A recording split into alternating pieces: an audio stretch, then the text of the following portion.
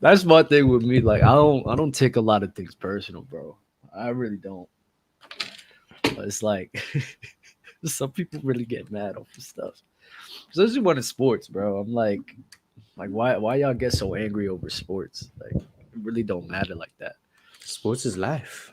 Sports is 100% life. Sports is a good representation of life, but it's not really life though.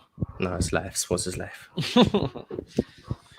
No, it's not. We're not doing this. Life without sports is no life. You know what's so crazy? Like I actually did a tangent about that last night on Dub's World. W plug.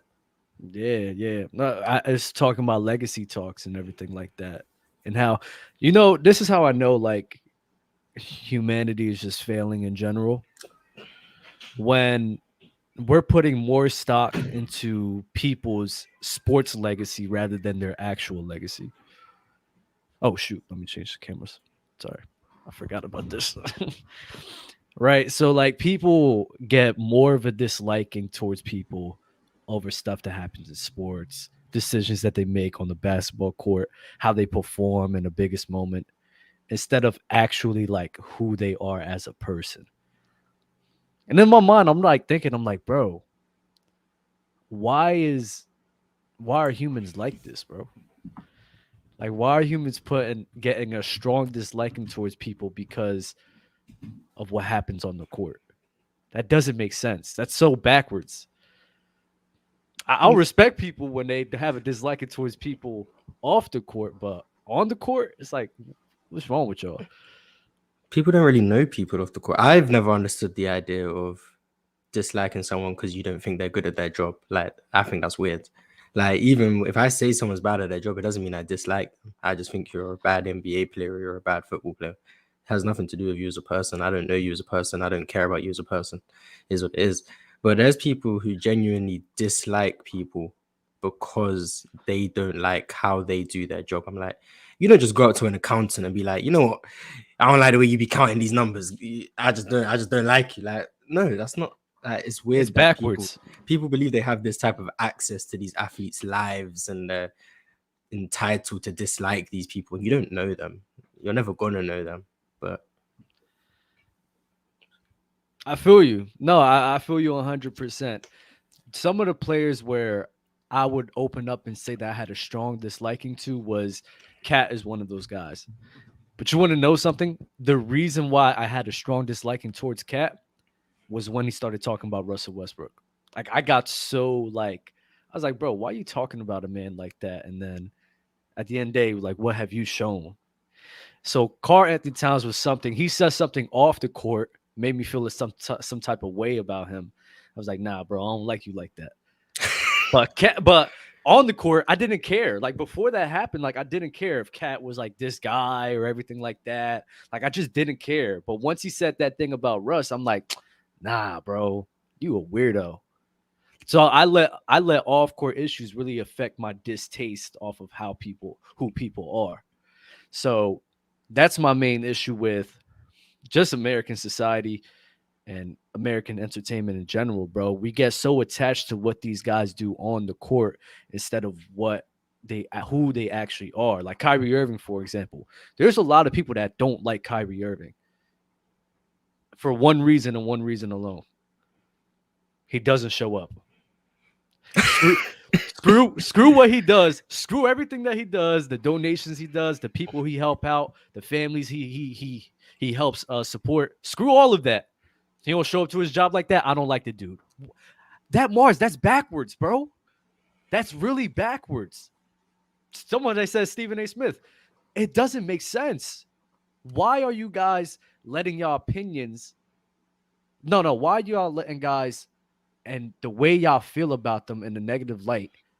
Why are you letting the on the court issues affect that, not the off the court? It doesn't make sense to me, bro. It really doesn't. It gets me mad. And then I'm about to get into this whole conspiracy bag. I'm not even gonna hold you, Mars. I'm about to get into this whole conspiracy bag where I'm like, well, if you really want a conspiracy talk, I can conspiracy talk right now, bro. I think it's a whole agenda to keep us distracted from what's real. That's my thing. It's just once they seen how much sports, once they seen how much uh athletes can have a hold on people, that's when they started shifting it and distract us on what's really going on around the world. They just uplift and praise and media drive all of these athletes. That way we won't have to talk about issues like that. You feel me? Yeah, real quick, someone in the chat, yeah, Karl Malone is an exception. I dislike Karl Malone. I 100% dislike Karl Malone. So other than him, yeah, I don't really dislike any athletes, but Karl Malone, yeah, disliked. No, everybody could dislike him. And if you want to knock him at all time because of that, do it. I don't care. Like, I'm fine with that. Like, people I say, whoa, off the court. And don't get me wrong, there's some people I would fall victim to that as well. But you can't take what happened off the court and what happened on the court. Nah, sometimes, bro, is like, bro, knock him some points. I don't give a damn. Knock him off. Knock him off the top 20. Knock him off the top 25. The dude's a scumbag, bro. Why are we doing this? Facts. So it's like Karl Malone, not top 200. But then it's that's why I say people are backwards. People are backwards, bro, and it doesn't make sense. Because then they'll get mad at you. Oh, well, you gonna knock him for that? Yes, I will. Yes, With you no should. Hesitation. Yes. Like Fluent said that one day, and I actually got mad because he was like, well, what did you say about Karl Malone before all of this happened? Like, where did you rank him? And I got so mad at he said that because I'm like, bro. He said, yeah, it's not right. You're going to change your opinion just because of everything else that happened. Yes, it is right. It is right. It's 100% correct. You changed that way of thinking because of what they was doing, man. Like, come on, bro. We got to fix ourselves, man. This society's falling down, bro, to the drain. Hey, fellas. Oh, what's up, boys? Yo, what did Cat say? What did Cat say about Westbrook? Because I can't find nothing on What's up, Dub? So Marz. What's good, Gerald? So it was on Aiden Ross's okay, podcast. So it is that. Yeah, that he was saying, yeah, Russ for sure, stat pads and everything like that. And I'm just like, but he said he was a good player at the same time, though. I don't care. That got me so mad, bro. Oh my God. It's just unnecessary. It seems unnecessary. I don't even like Cat. Yeah, he said it was hard to get triple doubles, though. No, the problem was the timing of it is bad as well. The problem was he said, I play to win. Bro, you've been on a losing organization for years. Like, what are you talking about? Yeah, it's weird hearing from Cat. He's not. I mean, you still play to win, even though you lose. I mean, just because you out there losing don't mean that. And he's still playing to win. He got me mad. I'm not gonna lie. He got me mad with that, bro. I didn't like those comments, bro. I didn't like that at all. I want to touch on what you were saying, before you got us on with how people judge people based on, or like their off court stuff, or someone, your personal feelings towards someone's affecting your rank or one of them. I think you kind of keep it separate, like what they do on the court, or even like, let's say musically, like let's say throw out R. Kelly. I don't think what he did off the music scene, disgusting person, dude's a scumbag, yes, but does it take away from the greatness of his music? I think it has zero impact on that. I think that's really facts, because I like listening to R. Kelly. Yeah, R. Kelly's arguably one of the greatest R&B artists of all time. Dude's an immaculate songwriter and phenomenal producer. People who understand music, who are in the music industry, you talk to artists, they speak about R. Kelly like he's like one of the greatest songwriters, producers of all time. I mean, because he is, bro. He's Robert exactly. Kelly. I'm saying, dude, and everyone knows he's a scumbag off, for what he did. Of course, no one ever said. Even Michael Jackson, greatest entertainer of all time. If he did what he did, you never know because the case is still up and down, never got resolved. But if he did what he did to take away from his greatness as an entertainer, I still think he's the greatest. But he could be a scumbag off. I'm just. Go ahead, Joe. Go ahead. This is my opinion about the whole thing. Is if I look at the world today, what you see right now. Oh my God! Because if you look at certain people like Karl Malone's a great basketball player, but what he did off the court is despicable. Mm-hmm. What R. Kelly did in the music industry, fine, but he's a horrible person. He's god awful. No doubt. What he did to those people is despicable. It's a terrible person. No doubt. But there's just some people though that are seen as good people that really aren't good people who are putting on the damn pose people like Bill Gates. I'm sorry, Not a fan of Bill Gates. Oh, that guy's full of shit. What's the hate on Bill Gates, bro? No. We'll have to get. Bill Gates is a goddamn liar. That's a big discussion. That's the whole thing. We'll have to get into a whole. All right. Well, I got a question, Dub. Was it what Cat said, or was it because it's Cat? Like, if it was anybody else, would have been like, all right, that's cool? Or was it if anybody would have said that, I would have got. I love Russell Westbrook. I really do. So it's like, if a lot of people said that, I would have got upset about it. I don't care who it was. I probably would have got mad about that. Hell yeah. Yeah. Do you think your personal feelings for Westbrook and your liking of him made you more upset versus a player you don't care about? Yeah, personally, Dub, yeah, I don't like 100%. I don't like when I'm seeing Dub. I don't like when I'm seeing going on in the world right now, especially seeing of like going on in America right now. The stuff in Memphis that happened, the stuff in Ohio is going on right now too as well. Even the shit in Houston right now. Right now in Houston, they're fining people for feeding the homeless people. Really? Oh, that's crazy. Yes. That's crazy and shit, man. And you know what? That gets me, and that kind of gets me upset because there's things like that shit bothers the hell out of me, man. It really does. No, because there's things that happens like that in the world, and nobody gives that light. There's so much attention to all this entertainment, and nobody talks about getting fined for feeding homeless people. That's probably the most ridiculous thing every state have these like weird laws that they bring I out. know, but it's still crazy though, man. These are people who need food, though, who need shelter, and you're going to fight over helping them out. That's wrong. 100%. You got better things to do than find somebody feeding the homeless too, right? Like that's like, bro, it's like stupid rules, bro. So I don't want to get too much into politics on this. That's another. I'm going to stay in the paper, you know what I'm saying? But that was a great thing you said. That is so messed up, bro. And that's why, like, yo, humanity as a whole, bro. It's like, come on, we got to do better, bro. That's ridiculous. It is ridiculous. But yeah. So there was a debate that we had a while ago. I just don't like Stephen Curry just because I don't like him. Some people I just don't like. Somebody just you could call me a hater. I just don't like him. I am. And just, somebody says, or was it because you were just young back then? Yeah, I was young back then. I just didn't like him, and now it just carried on. I just don't like him. But Dub, why don't you like Steph Curry though? I don't know. I just don't like him. But you gotta have a reason though. You can't just dislike him and not. Yeah, you can't just say I don't like him just because I don't like him. Like. Bro, there's some people. Yeah, you can. There's some people that I come across in my life, and I'll just be like, "You haven't done anything to me. I don't like you." I'm just one of those people. Like, it's the aura. I mean, it's the aura. I don't like their aura. I don't like their. You don't like his vibe. I don't like their attitude. I like his vibe. I ain't vibing with him. Like, hell no. I don't like them. Like, is it because he got 4 rings and LeBron has 4 rings? No, it's because he stole. He disliked him before he had one. Oh, okay. I think I heard one time. There was like NBA players hate him because he was light skinned. He was light skinned. That was a thing on ESPN. Someone said, and that was so funny. And that was so that's so asinine, bro. I think the reason why a lot of players didn't like him like that is because it was as if they gave him the keys like that. Everybody else went through trials, got criticism, but Stephen Curry, as soon as he started going on his run. Oh, yeah, man. You one of the best in the league, bro. You haven't seen nothing like this before, man. You could probably be better than LeBron James. It's like that's what players got angry at. It's like, dang, bro, you criticized all of us before, but for Stephen Curry, you just letting it slide. We're going to give him the keys. And I ain't like that either. Fuck that shit. Hear you. I don't see a lot of Steph slander for real. Like, I'll never see that. Like, when he messes up, I don't really see people harp on that shit. I mean, but it's the same thing with Giannis, too. But I can see why people might not like him, though. I get it.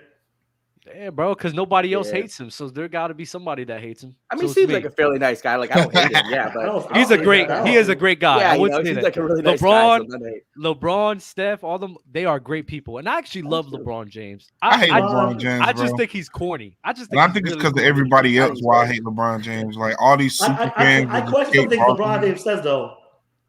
I think LeBron's been, like I said, model citizen, model athlete. Other than the China thing. Yeah, but hold on. China thing, that's such a weak excuse because everybody supports China. We're all wearing clothes made in China, right? The whole thing about if like the NBA, Nike, and all these people aren't going to talk about China, he's not going to do it either. That's a very, I get it. Because he chooses to speak about issues where he knows it's not going to necessarily affect his bank account and the sponsors and all that. That's the day and age we live in. But you can't say he just speak about China and we all technically support it. Jalen, what I want to say to that though, because it gets me so angry. He probably is not as informed about stuff like that, like he is, because people get mad at him. He knows, we all know. Time out. But wouldn't you say that people who are well informed about something, they should be the ones talking about something, right? No. If you're a part of something, I'm not blaming LeBron James. I don't really care. I'm not gonna lie. I feel bad for the whole situation. I'm not gonna lie, but I don't really care. But at the same time, I feel like if you're a part of the situation, it's the same thing with the Stephen A. Smith thing and Dana White.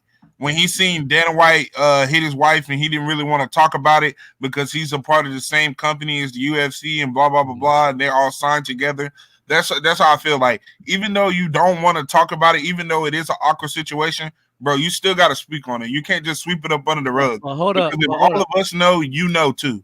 But hold up. So Stephen A. actually did talk about that. Actually. He talked about it, but he didn't condemn him. Yeah, and that's what I didn't like about that. My thing with LeBron James is LeBron James, you want somebody to talk about something that's not as informed about it. That's not a correct way of thinking. If you're not informed about something like that or well informed, you shouldn't talk about it. I mean, no one's asking him to go into depth about it. You know what I'm saying? You can still speak about it in general, talk about the situation. I'm not gonna hold you. I'm not gonna comment. He's a basketball player. It's not his job to and on top of that, and thank you, Marz. He's a basketball player that speak about an amount of things. You gotta be held accountable to say though too as well. No, he's a basketball player. Look, he's a basketball player, but he's taken more stands as a modern athlete. Exactly. That's why you just can't sweep it under the rug. I've seen LeBron talk about a lot of things. The thing he chooses to take a stand for is cool, but you don't just be like, take a stand for this or take a stand for everything else. No. Of course, you don't take a stand for everything. You don't. The one thing I didn't agree with what LeBron said was when he was on the show The Shop, when he said the guy asked him, why do you hate Boston? Because that Boston's racist as fuck, though. I didn't like that, though, because why? He asked a hateful question and replied with a hateful answer. You're promoting hate with hate, though. That's wrong. I mean, that's his experience in Boston. I've been to Boston. I think it's great. I don't think everyone's as racist, but if that's his experience playing in the Garden, but that's his experience. You know what I mean? No, I get it though. But when someone asks you a hateful question, though, you say, "Hey, listen, hate is wrong," and I get it that some people have had those sort of videos, though. But just because certain people like that doesn't mean everybody's like that, though. Right. It's still Boston, though. They still love LeBron in Boston, I'm pretty sure. I know some people. LeBron would get a standing ovation when he retires. Exactly. That's why I'm saying, like, he could have said what he wanted to in that situation. He's still gonna get love regardless. It's LeBron James, bro. I know a few Boston natives. It's pretty racist over there. I'm not even gonna lie. Yeah, I'm not gonna lie. I know a lot. Utah too, bro. Utah getting dirty. I know a lot of Boston natives. It's not great. I would say that. But yeah, let's dive into basketball. Oh, one of our guests is trying to pull up. All right, so I got somebody from TikTok that wants to pull up, so we gotta have to get that off. But let me see. Try now. My bad. So as we're waiting for that, I just want to know who you guys have as like the most clutchest players of all time. Who's in that conversation? Is LeBron up there? Is LeBron 100% up there? LeBron, Jordan, Bird, Kobe.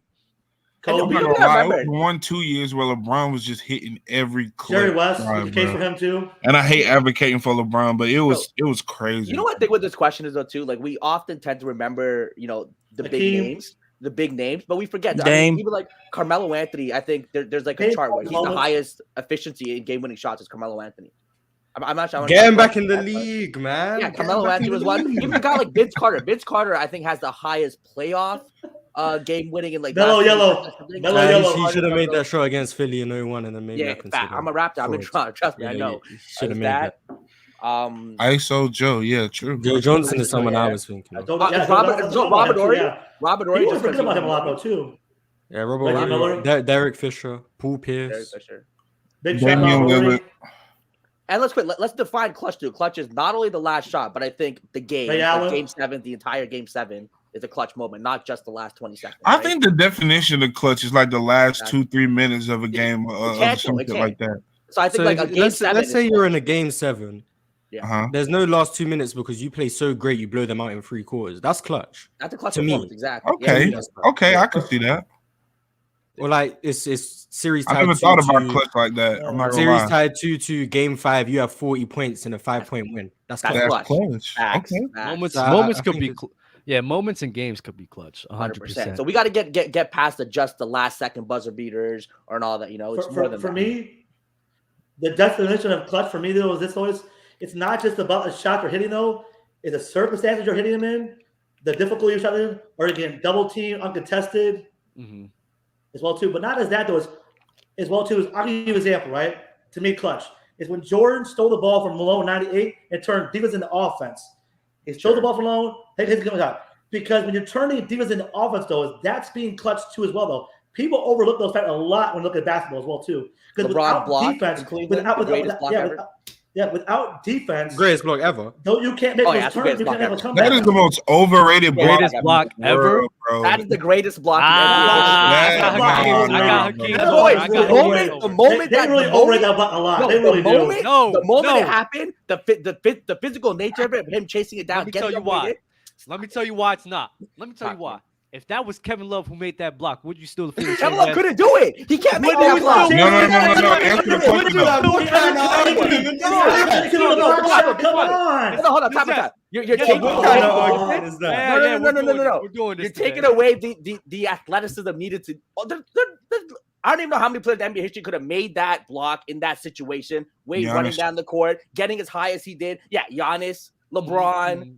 You know, so how many guys at that height at the end of the game in that moment? It was phenomenal block. All I'm saying is, J.R. Smith undercut him though. He undercut it, so made the block shot look more effective than it was. Bro, it was a reverse layup by Jalen, right? All I'm saying is the fact that it came from LeBron James magnifies it. So I'm fine. That block was one of the greatest blocks we've ever seen. But to automatically call it the best, I'm like, I'm not sure about that. It's the game 7 of it, what it led to in the championship. It's a lot. You know what I mean? Like it's a combination of all those factors. I feel you. Hello to the clutch player. I mean, I get the moment, but still. Yeah. What's good, bro? How's everything? Hey, what's up, guys? Sorry, I didn't want to. I know you guys were in the middle of something, so I didn't want to just. All good.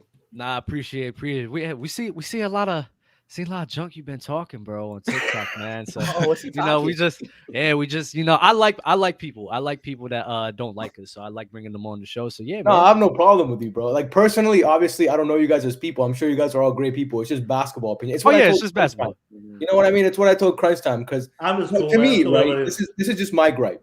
I feel like a lot of the shit that you guys, and this is just me coming from what I see on TikTok, because I obviously don't watch your guys' full show. A lot of the shit you guys say is the same thing that old heads like Skip Bayless and Stephen A. Smith, they regurgitate on their platforms, which I don't fuck with because I feel like we, as people who like have a platform, should do better than that. So when I see clips of people like, I don't know what the dude's name is, the older guy, I think his name is Ticket. Yeah, he's talking about how LeBron's faking an injury. And I see clips of people saying the bubble was easy and it was a Mickey Mouse ring. You know, that type of shit. Yeah, that was the AAU tournament. That was that shit. So when people say that, I tend to have a problem with it because, and it sounds corny and it sounds like fucking meat writing, and I get it, bro. I'm a LeBron fan. I'm not gonna hide that. He's my favorite athlete. Well, Messi and LeBron. You know, Marz knows that. You know, like he's my favorite athlete, so obviously shit's gonna piss me off.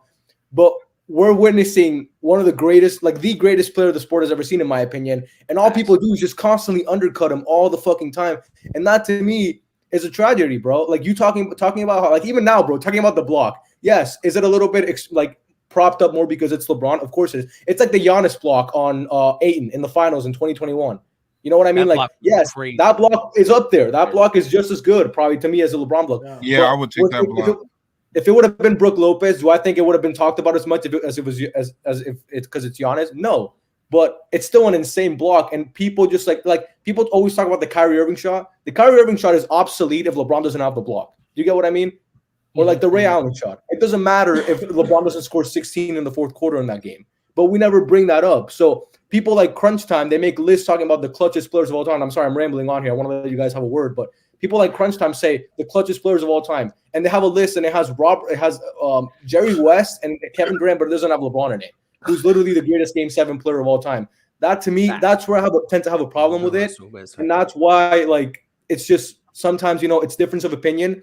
But to me, stuff like that isn't really debatable. Like LeBron James. So you saying we gotta get you? You saying we gotta get you on with Ticket and Mookie? That's what we gotta do, Marz. Oh, bro, where is he, bro? We gotta see him. I feel like most people disagree with Ticket a lot of it. I feel a lot of it takes very emotional base. He loves Jordan, so everybody who tends to really like Jordan has to diminish LeBron. He be dissing Jordan too, though.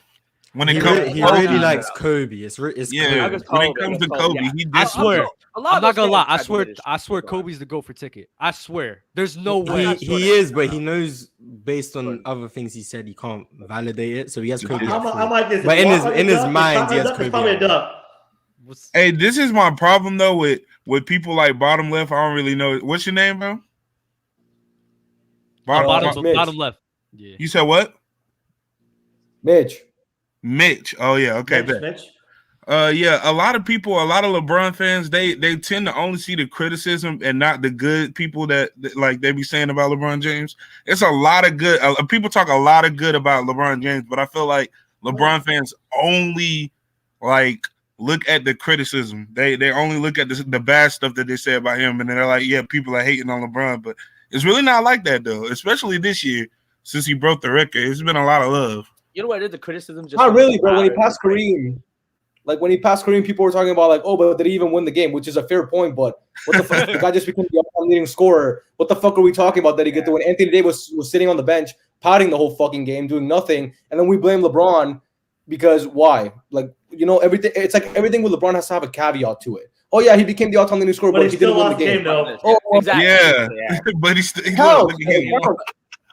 You don't have the same And then aura. he's like That's why. exceptional You don't have the defensively. same aura. 133 points. Damn. Yeah, so you know what the thing with LeBron is? I just think that we live in a time where LeBron is the most talked about, criticized athlete, I think, in the history of the world, in the sense that he grew up in a time where social media, where everyone has an opinion, and where sports talk shows have become like top tier shows with good ratings. So everyone needs to talk about something. He's been that guy that creates this debate. You know what I mean? So I think that the fact that he's talked about so much makes him unlikable to a lot of people, but I don't think that's his fault. Yes, do I think LeBron likes the attention? Yes, but also because ESPN, everyone realizes he generates the dollars in talk shows. People are going to talk about him. Yeah, he's also the most beloved, though. It's like, yes, I think he gets the most hate, but he also has the most outrageous. Exactly. Who gets more love than LeBron James? I think For everyone who community. says LeBron isn't clutch or doesn't have killer will. You have the people who say the only thing Michael Jordan did better than LeBron James was score. Some people love Bird. The only thing Kobe did better than LeBron was shoot free throws. For everyone who says LeBron isn't that guy, you have a bunch of people who try to diminish everyone else around LeBron to uplift him. There's two sides to every coin. So I don't like. I'm pretty sure they did the same thing with MJ, bro. When MJ was up and popping, there was very little objectivity. It's just you're on this side. It's a war. It's a war between guys. It's a war between guys, right? It's a war between guys that really love LeBron and guys that really hate LeBron. It's like the in between. There's no middle ground at all. There's no middle ground. And well, like one of the points you said middle ground somewhere though. One of the points you said, I don't do this team, I do this team, but okay, like. Hold up, Jared. One of the points you said, Mitch, about LeBron James and the impact. I know you seen that TikTok, right? Which one? The one that I messaged you on. Not messaged you. Oh yeah. I saw you, man. The one where you call me Mr. Basketball. Is that one? That one? The basketball savant and LeBron. Yeah, that one. Yeah, I saw it. So what's it called? So what happened there, right? Some points that I agree. LeBron James and his impact on winning is God tier. Like it's up there with the best, probably the best, right? The thing is, I hate when people use points that just doesn't make sense to me. And one of the points that got brought up was Miami Heat winning 37 games, right? When LeBron left, we lost pieces too, on top of losing because Shane Battier was a good defender, one of our best. Are you a Heat fan too? You're a Heat fan? I'm from Miami, bro. Yeah, of course. Oh shit. Oh, look at that, bro. So then you know what happened in 2015. The only reason we won 37 games was mainly because Chris Bosh was battling blood clots. On top of that, losing one of our best defenders, losing our best three-point shooter in Ray Allen, like that matters. And then the next year, what happened? We won actually 48 games. Yeah, we made the playoff. So, like, the impact on winning LeBron has, I just hated when people be like, oh, yeah, look at what Miami was without LeBron James. That's not true because there's more that went into that. You feel me? Right. But it's an easy talking point people use. It's easy my problem with the whole thing with LeBron leaving Cleveland is it's the way he did it, though. I don't like the way he did it, though. The way he handled it very poorly. Bro, he raised money for a Boys and Girls Club. It still was weird the way he left Cleveland, bro. That was some real diva shit. He left it pretty poorly, though. He literally raised money for the Boys and Girls Club. You know what? I was saying. He bragged about it too. Hey, Mitch, he literally bragged about the shit too. You know what he did was kind of OD? Like, bro, like the decision and then the camera. Yeah, he loved the attention from that. And like the pep rally, he always shut on him for the pep rally, not 5, not 6. I get that, bro. But when you look at his career in Cleveland, right, he gave that franchise everything. In his first playoff series ever against the Washington Wizards, that man averaged 35 points as a 20-year-old, I think it was. He ggave that he took him to the finals. They were playing Washington, man. They were playing the Wizards, though. Yeah, that team had Baron Davis. Yeah, and the Wizards were supposed to win. What else did they have? It had Baron Davis, had that Gilbert Arenas. Yeah, Gilbert. Yeah, their team was supposed to win. The Wizards were supposed to win that series, bro. What? Wait, what? But it wasn't like the Wizards were a juggernaut, though. No. In 05, when he beat the Wizards in his first playoff series. Yeah, okay. In 05. But dude, like, he gave that franchise everything. And Dan Gilbert, bro. Everybody talks about Dan Gilbert. The Comic Sans letter, I get that. He welcomed them back 5 years later with open arms. So it clearly wasn't that he took him right back when he saw, I have the opportunity to get LeBron James again. He didn't bat an eye. So to me, like, you give a franchise everything you have, they fail to put pieces around you. Of course, you're gonna leave. Now, the way he did it, that's different. Maybe people have a problem with that. I don't have a problem with that because he raised money for the Boys and Girls Club when he did that. Facts. You know, he really did though. He really did. They went out and got him pieces though. They went out and got him Larry Hughes, who was averaging 18 and 22 points per game and over 2 sub game the 2 previous seasons. They went out and got Mo Williams, who was averaging over 16 points over 6 games. Mo Williams was good too. So they went out and got 2 players of this caliber to help him out twice. And he could have waited, bro. There's a lot of people who waited for him. Larry Hughes and Mo Williams, like those are fine, but as your number 2 options, they're not winning anything. Let's be real. Especially when it's a lot of people who waited to win, though. I'm just a little bit confused because you talked about the Wizards in 06, right? Because I always hate the fact that LeBron wasn't in the playoffs in 05. LeBron wasn't in the playoffs. That I don't like that. I hate that narrative too. First playoff series ever. Because the Wizards team, like Junebug, the Wizards team, I don't think they were favored at all over the that was a team with like Gilbert Arenas, Caron Butler was on that team. I don't even think Gilbert was Antoine Jameson on that team. Oh wait, Gilbert Arenas. I think Antoine Jameson was on that team. It was Antoine and Caron Butler, and then but even then, like they only won 40 games. They were a good team when they weren't like a juggernaut though. They were good, but they weren't like Cleveland was a better team. Like Cleveland had they were a better team. Like they were. So like go ahead. No, real quick, sorry. Who is your GOAT? I just want to know. LeBron. This is Michael Jordan. LeBron's my GOAT. MJ. I think over here, mine's LeBron. I think it's like what is that? 4-3 here. You're Marz, right? Top left is Marz. Yeah. Who do you have, Marz? Marz, who's your GOAT? Oh yeah, LeBron, right? So I think it's pretty. But dude, when you guys post the clips on, like when you guys say about like the podcasting on TikTok, all I see is the clips. So most of the clips you guys post is that ticket guy talking a bunch of shit. I'm sorry, but maybe he gets the views. People want to view that, it gets the clicks, right? You see someone talking crazy, he gets the clicks. You see someone. Yeah, you gotta watch the show, bro.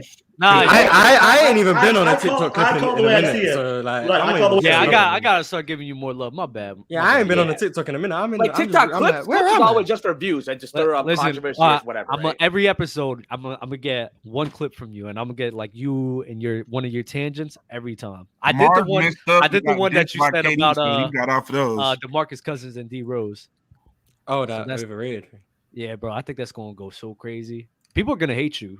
People already the most clutch. D Rose has fans. You're polarizing, Marz. You're polarizing too. You got people that hate you. I got the people who know basketball. The people who know basketball and watch the show, they like me. The people who just watch the TikTok clips and don't know basketball, they don't like me. So you're a bad guy. You're a bad guy. But yeah, we gotta get Mitch. We gotta get Mitch with Ticket and Mookie, man. It was the Allen Iverson clip. Like when people hate you for the Allen Iverson one, I heard Marz about how you said he was like overrated, right? In which he is, but yes, I think he's overrated. He's definitely not overrated. He was good for his time. He just never had pieces around. No one said AI wasn't good. No one said he wasn't good. Overrated doesn't mean not good. He's not close to James Harden. When you say overrated, what are some of the statements you hear that makes you feel like AI is overrated? People have Allen Iverson over James Harden. Blank boy, not with you, man. So you don't have Allen Iverson over James Harden. Why? Because he made the playoffs? No, because his efficiency is better. You see James Harden. Yeah, you see him, and you know when he plays basketball. Shout out to Blank Boy, bro. When he does that, he does it better than Allen Iverson did it. Yeah, articulate why you think that, though, Marz. We understand that you believe. Okay, thank you. James Harden, when he wants to put the ball in the basket, he does it better than Allen Iverson did it. When James Harden wants to play make for his teammates, he did it better than Allen Iverson did it. It's facts. When James Harden wanted to play defense, he did it better than Allen Iverson did it. When James Harden wanted to make his teammates better, he did it better than Allen Iverson did it. Facts. When James Harden wanted to have What high teammates, level though? offenses. Okay, so think Carter of someone. was crazy. Think of someone who played for the Houston Rockets between 2013 and 2019. Just think of someone. PJ Tucker. Ryan There's- Ryan Anderson. PJ Boom. Tucker. James Harden made them better. Okay. Hey. And when we want to talk Now about give AI leading a high chance to level the finals, offenses, though. when we want to talk about leading Beat high level Kobe and Shaq in offenses, that one game. Not James being Harden that did it shit, better though. than Allen Iverson did it. So the only thing that Allen Iverson did better than James Harden was get through the Eastern Conference in 2001. That's it. Nah, I'm not gonna lie though, Marz. No, wait, time out. I would say this. Everything Mark I said don't was think. facts. I don't think Harden AI made. was a I baller, don't though, think man. Harden. They could play, though, man. That I don't crossover think did- Harden made. I don't that think was Harden made anybody better though. I would sick. say that. That's the That's only what but I'm Dub, you saying. don't think And then anyone who makes was anyone AI better, able dog? to make better? But time out. But all right, even You like think no objectively one- speaking, right? Ryan Anderson when he was on the Pelicans was balling, so he didn't really make Ryan Anderson better, right? They were the examples I was given. But Balling is Ah, crazy. Eric he Gordon, made he Clint didn't make- Capella better. He made Clint Capella Okay, better. Clint is one. I'll give you Clint. Who else? I think who else? Nene. He made him better. Nah, made- Nene was solid. He Nene was a was always player. solid. He was solid his whole He had his career. fault. He was a Did good it player. really make Clint Capella better? Yeah, the Nah, law. I think him and He him got and a Clint lot of better. lobs. No, Clint was I more- I was just Clint about to more say it was defense, a lot of lobs. That's all I really can remember. But other than that, I mean, That's the That's same pretty thing DeAndre Jordan was living off of Chris Paul. You know, Chris Paul made DeAndre yeah. Jordan better.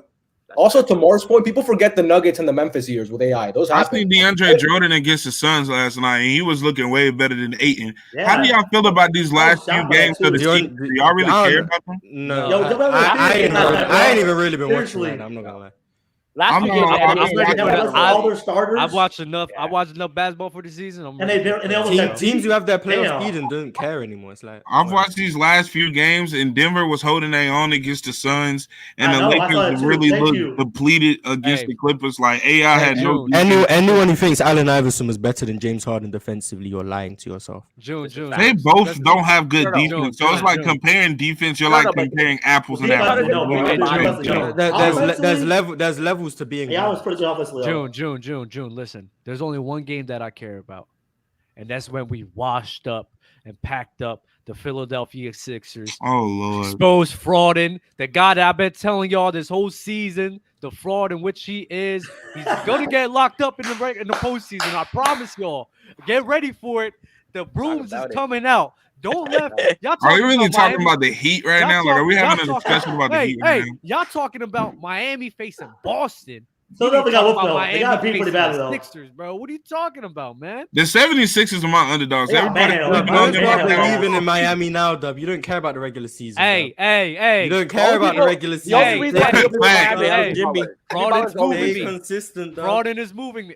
Cleveland's a sleeper team, though. I've been Cleveland's a on- I've sleeper been team. on- No, you said Miami been have on- no shot, Dub. Stay Hey, consistent. I've been on frauding this whole time. Stay Frauding will consistent, fraud. Dub. I promise. What's making me mad is that You everybody's probably like, will, yeah, the but stay Bucks and the consistent with Celtics Miami. are coming out of the East. Like, no one's giving any other team a chance. They're like, yeah, I it's mean, the Bucks and the Celtics. Even all the sports analysts on the shows, like, when they start talking about the East, they start talking about how it's just going to be the Bucks and the Celtics and how it's going to end. Like, Bucks and Celtics are the best team of the two teams of the it's East. so Jimmy crazy. back. Like, no one's giving the 76ers no type of love. MVP caliber I MB. have Like, them it's coming crazy. out the East. I think it's going to be the Bucks. You, in the Marz. finals.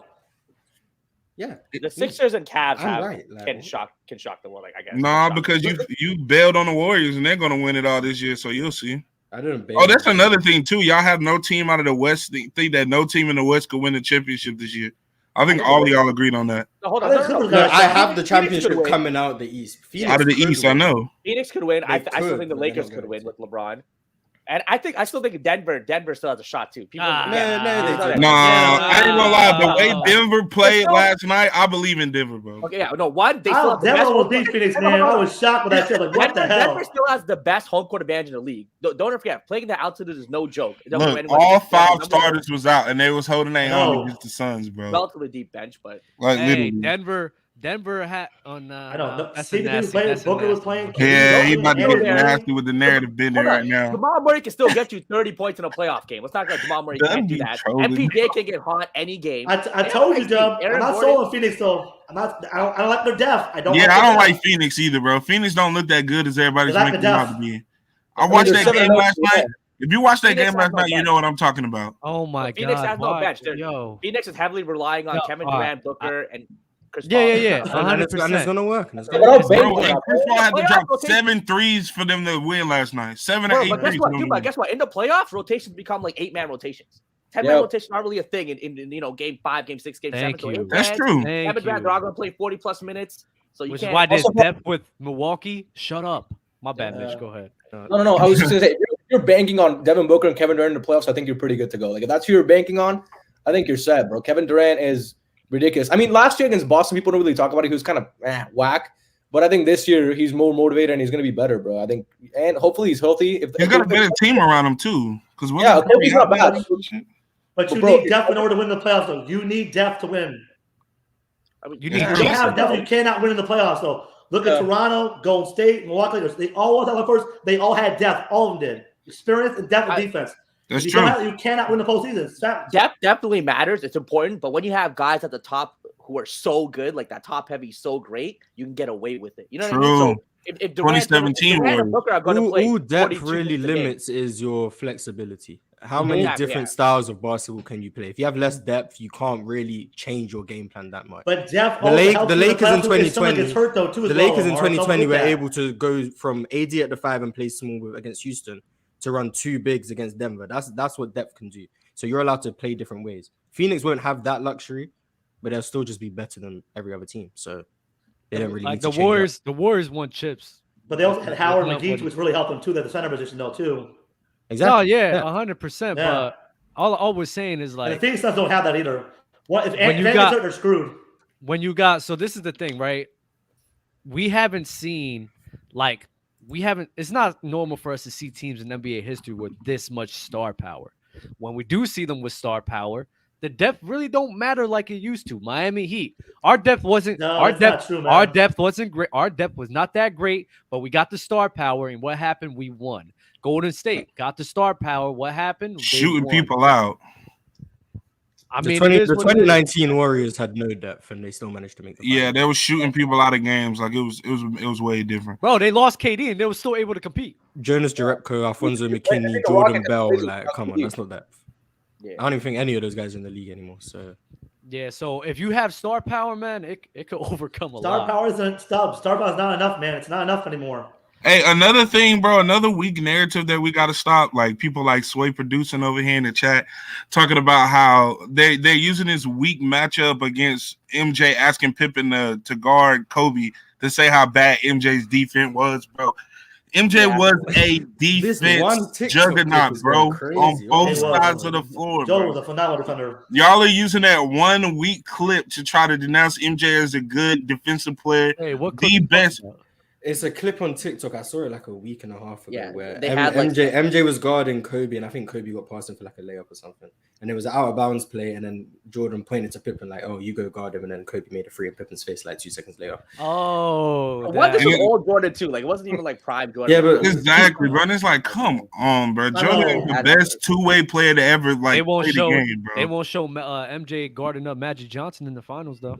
People expose themselves when they base a lot of their opinions off like singular clips. They expose themselves as people. who just Yeah, I think that's just again to get views or to start a chatter, but you can't ever base. Everybody has backflips. Every player gets speed. Every player has backflips of them shooting an air ball, whatever the case may be. Exactly. You have to look at the totality of everything.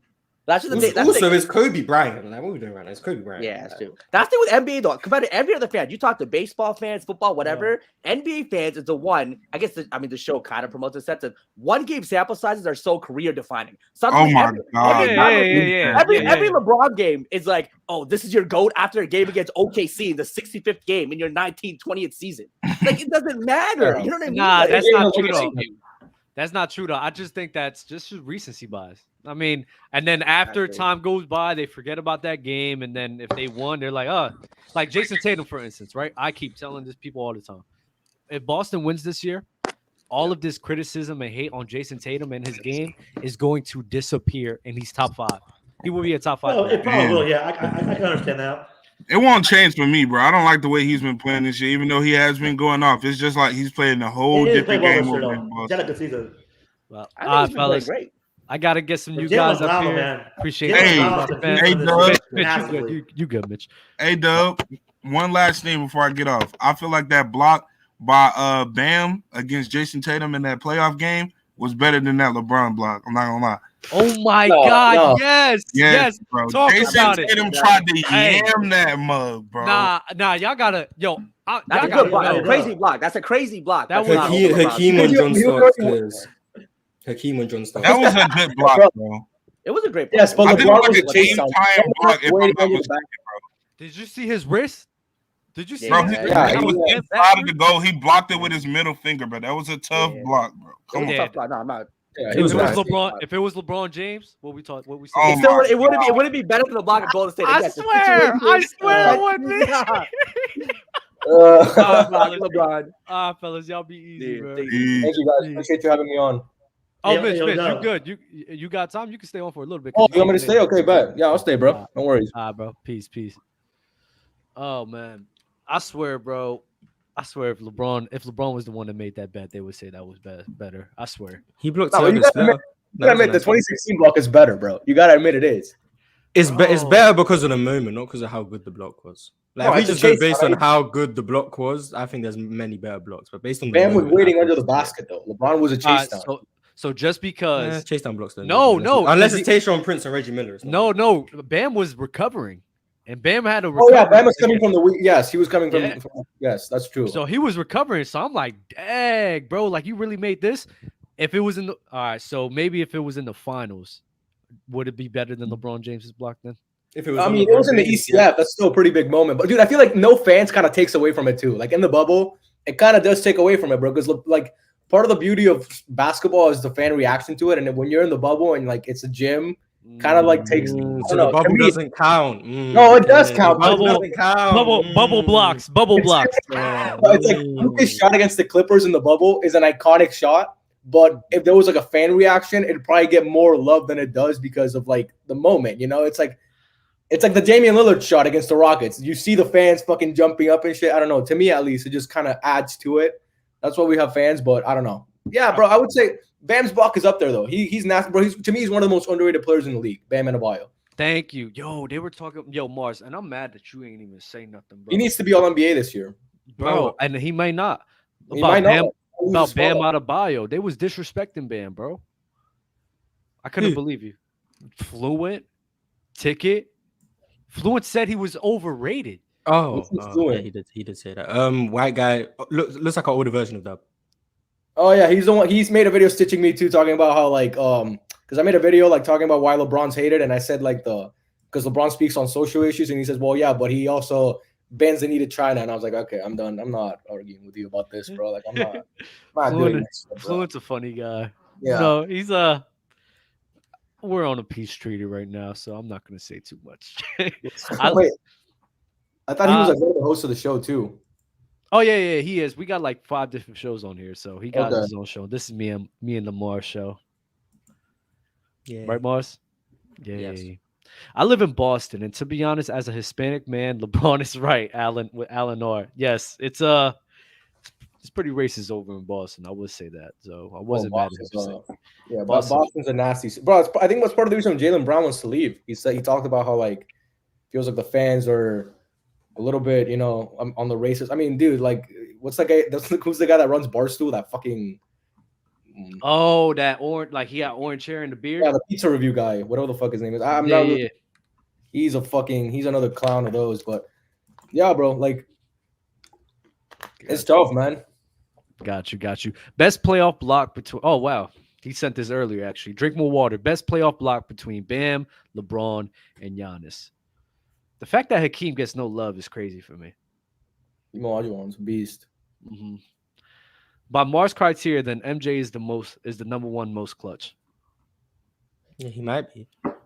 I don't have a problem with that. I don't have a list for most clutch because, to be honest, I don't really care. But he might be. I think MJ, LeBron, Kobe, Hakeem is pretty clutch. I don't know. There's a lot of people. Bill Russell's clutch. Clutch is subjective. I feel like the definition of clutch is like it's what you want it to be. Some people think it's just like the last 5 seconds. Some people, I consider a whole game 7 for you to be clutch. You know, some people don't think of it like that.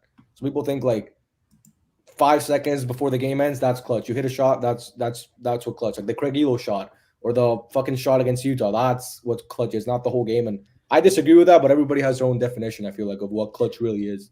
Clutch is aura, Marz. It's aura, bro. Who are you afraid of taking the last shot? Those are the clutch people. You're not afraid of Steph Curry taking the last shot because he never makes it. You're afraid of Iggy though. Exactly. Clutch.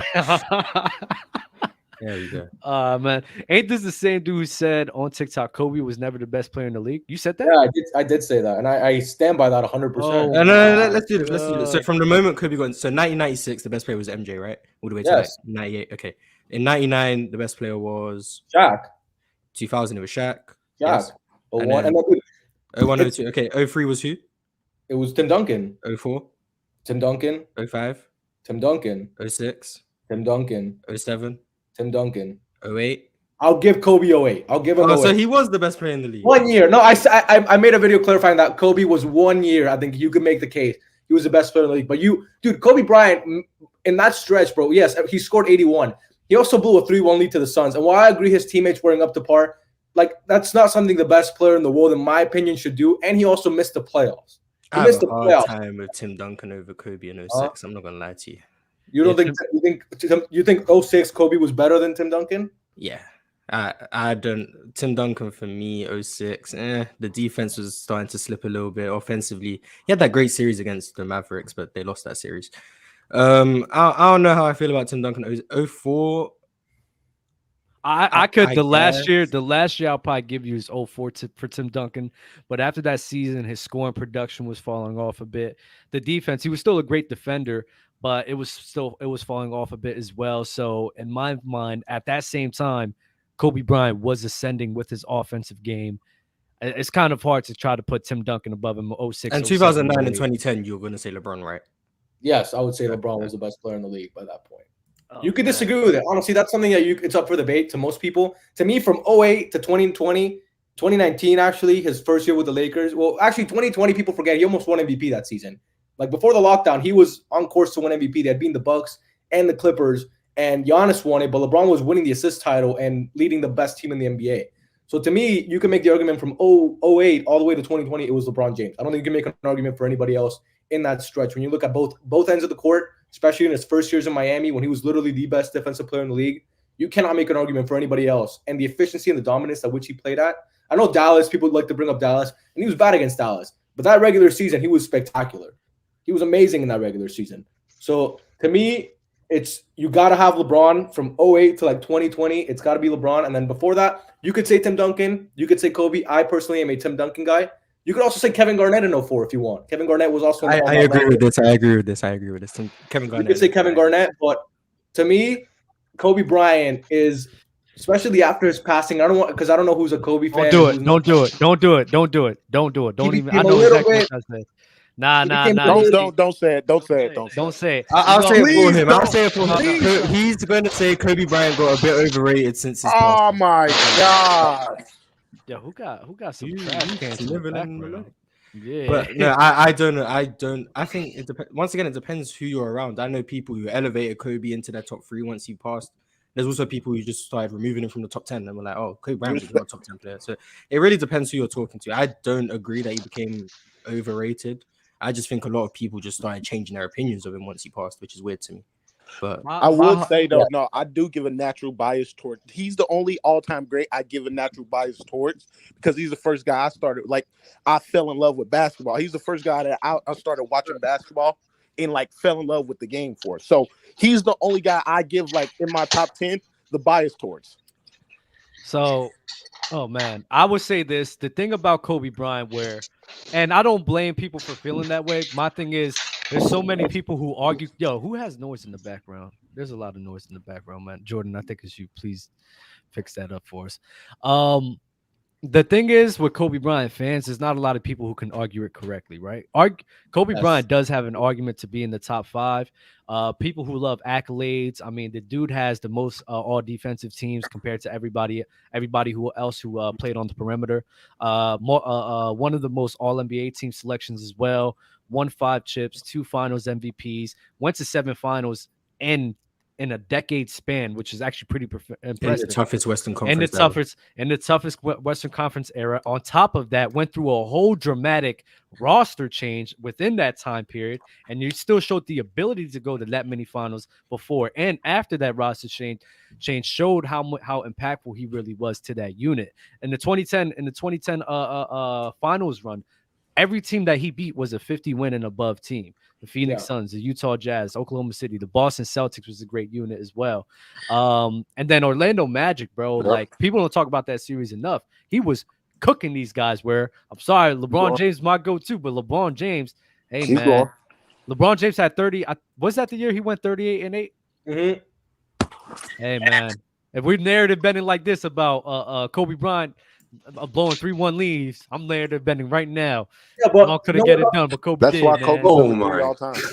Kobe did shoot 5 for, I think it was 5 for 25 in that game 7 against the Celtics, but no one really brings that up. But if when 6 for 24, 6 for 24, whatever, he shot like 25%, which is objectively awful, even for Kobe, who was a low efficiency guy. That's objectively terrible. And Ron, like one of the points that I made, one of the guys, like I told him he looked like Quasimodo. I forgot his name. I think his name is like always balling every day on TikTok. A fucking dude. Oh yeah, I've seen that guy. He was getting mad at me. He's like, "Oh yeah, but dude, Ron Artest did hit that shot." And we never bring that up because Kobe kind of has like this lore about him, which I get, bro. Because I don't know what the guy on the bottom left is. My apologies, but he said he fell in love with basketball because of Kobe. A lot of people kind of put their they have like nostalgia colored glasses when it comes to talking about Kobe Bryant. Yeah, because it's always like that. It's like that with Allen Iverson, guys like Derrick Rose, those type of players that you feel like you've like, especially like for Derrick Rose example. I'm from Chicago too, so he's a hometown hero to me. So I always going to have bias towards him. Right.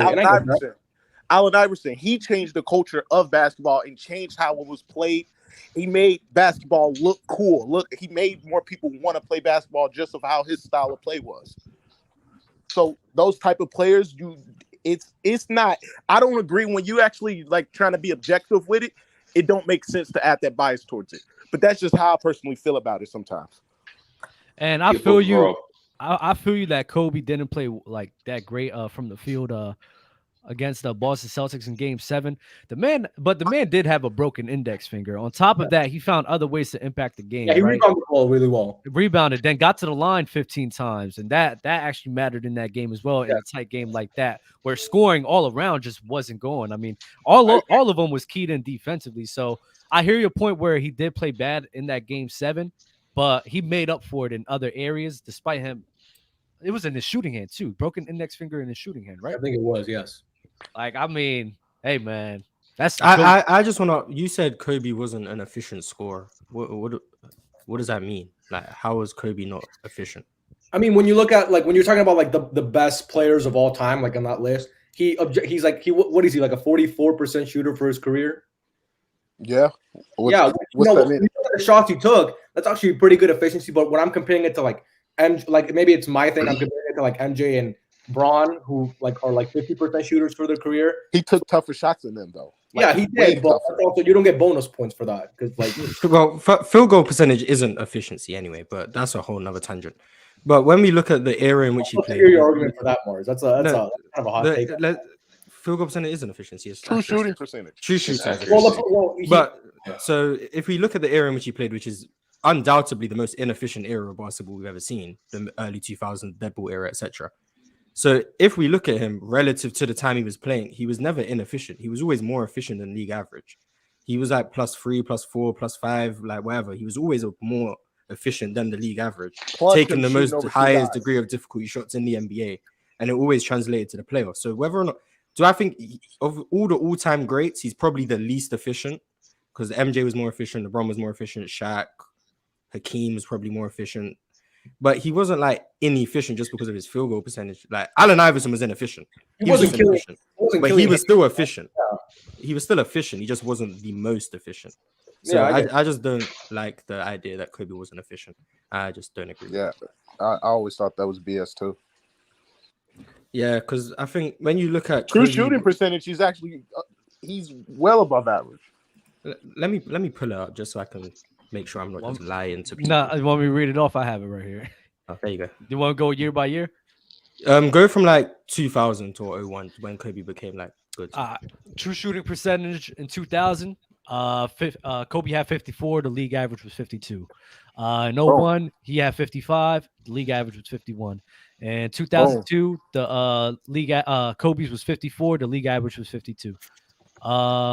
In 03, his true shooting was 55. The league average was 51.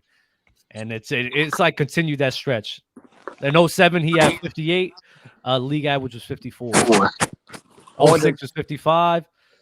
League average was 53. So he was always above. He was always a efficient scorer while taking horrible shots. Yes. Well, obviously, like I'm comparing it mostly to the all-time greats. But when you look at his era, like when you like factor in era, yes, he was a efficient scorer for his era. Obviously. But when you compare him to LeBron or MJ, I don't think you can put him in the same range as saying because LeBron is a different type of scorer than Kobe, and people always get that mixed up. Like LeBron is more of a, I'm gonna drive, I'll shoot that little fucking fadeaway that I shoot, and sometimes I'll make it, sometimes I'll brick it, and then he'll get hot from three. But I'll say this as a LeBron fan, he's objectively not a great 3-point shooter whatsoever. I don't care what the percentages say, he's not a great 3-point shooter. He goes on streaks. But this year, I think he's like the nobody said he was never a great 3-point shooter, but he wasn't never the worst 3-point. The worst, right? But I think he goes on streaks like this year. This year he's terrible. He's one of the worst in the league. I mean, his first couple of years in the league, he was pretty bad too. Yes, and this year I think he's only behind Paulo and Russ as like 3-point shooting efficiency goes. But it's to me, it's just like LeBron. I prefer watching LeBron play than Kobe, and I think LeBron. I prefer watching to each their own. But you also said you enjoy them chase downs and layup highlights. He enjoys rim running. He enjoys it. No, I like him. I like watching him control a game. The way that LeBron game, no one else can control a game like LeBron can. He has his hand on the joystick. Chris Paul. He's a great facilitator. He's a very good rebounder. And when he gets hot, bro, he's one of the most fun. When the shot is falling, you watching rebound highlights? What? I don't even think LeBron's that good of a rebounder, to be honest. No, he's kind of overrated as a rebounder if you think about it. I think he is. Overrated rebounder. I mean, people like he gets like 7 rebounds a game, but then when I watch him, it's not like he's like, he's boxing out, he's beating bigs for boards. He's picking up like long. Yeah, it's like the same reason Luka Doncic gets 8 rebounds. It's not like he's battling for boards. There's just more long rebounds now, so he gets more rebounds. Okay, so the Russell Westbrook and his triple-double year, are those overrated rebounds? Because he's a good rebounder. Some of them are overrated rebounds, but he's also just a really good rebounder. LeBron is just a good rebounder. He's not great, he's not bad. Whatever. No, I don't want to get hung up on the rebound point. My point is James is a more complete player, and I enjoy watching him play more than I enjoy Kobe Bryant watching play. I don't like watching people. I like Kobe Bryant. Yes, he's a great player and a great scorer. I just prefer watching LeBron play because I think he can do more things on a court than Kobe Bryant could. That's just me personally. You've also said that Kobe did nothing better than LeBron besides shoot free throws. You said that. No, you didn't. I thought that was Chilltown. No, Chilltown has said that, but he said it on TikTok, and I commented because that's not true. So I wanted to talk like, what makes you believe that? He's a better 3-point shooter. I'll ask you, Marz. What do you think he does better?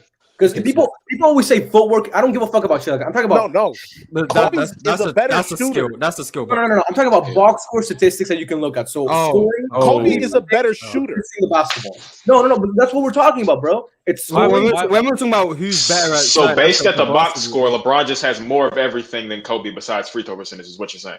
No, but he's better at it too. So like. I don't give up. Like LeBron does not shoot better than Kobe Bryant at all. He doesn't defend at the point of attack better than Kobe Bryant. When you look at the box, perimeter defense, no. Post scoring, no. Mid range scoring, no. 3-point shooting, no. Perimeter defense, no. That's like 5 things already. He's not better than him. When we look at the box, footwork, when we look at the box, if you look at the box score, could I not argue that LeBron James does nothing better than Luka Doncic? Could I not make that argument? Exactly what you could. You could not make that argument. Yes, you could. Let me look at that. I can say Luka rebounds better. I can say Luka passes better. I can say Luka scores better. I can say he defends better because you have more skills. You can make the same argument. Let me look at that career. Is that a basketball reference? Okay, Luka Doncic is 27.6, 8.6, and 8. You're missing. LeBron is 27.2, 7.5, 7.3. No. But I'm saying let him say something real quick. Go ahead. I'm not saying that in the sense of he averages more rebounds and assists per game. So when you're looking at a basketball game, no, I get what you're saying. If I can finish saying what I want to say. So people talk about footwork and shit like that. I don't care about footwork. It's not something that like you look at it and you say, well, that guy's a better player because he has better footwork. No, like yes, Kobe Bryant has better footwork than LeBron James.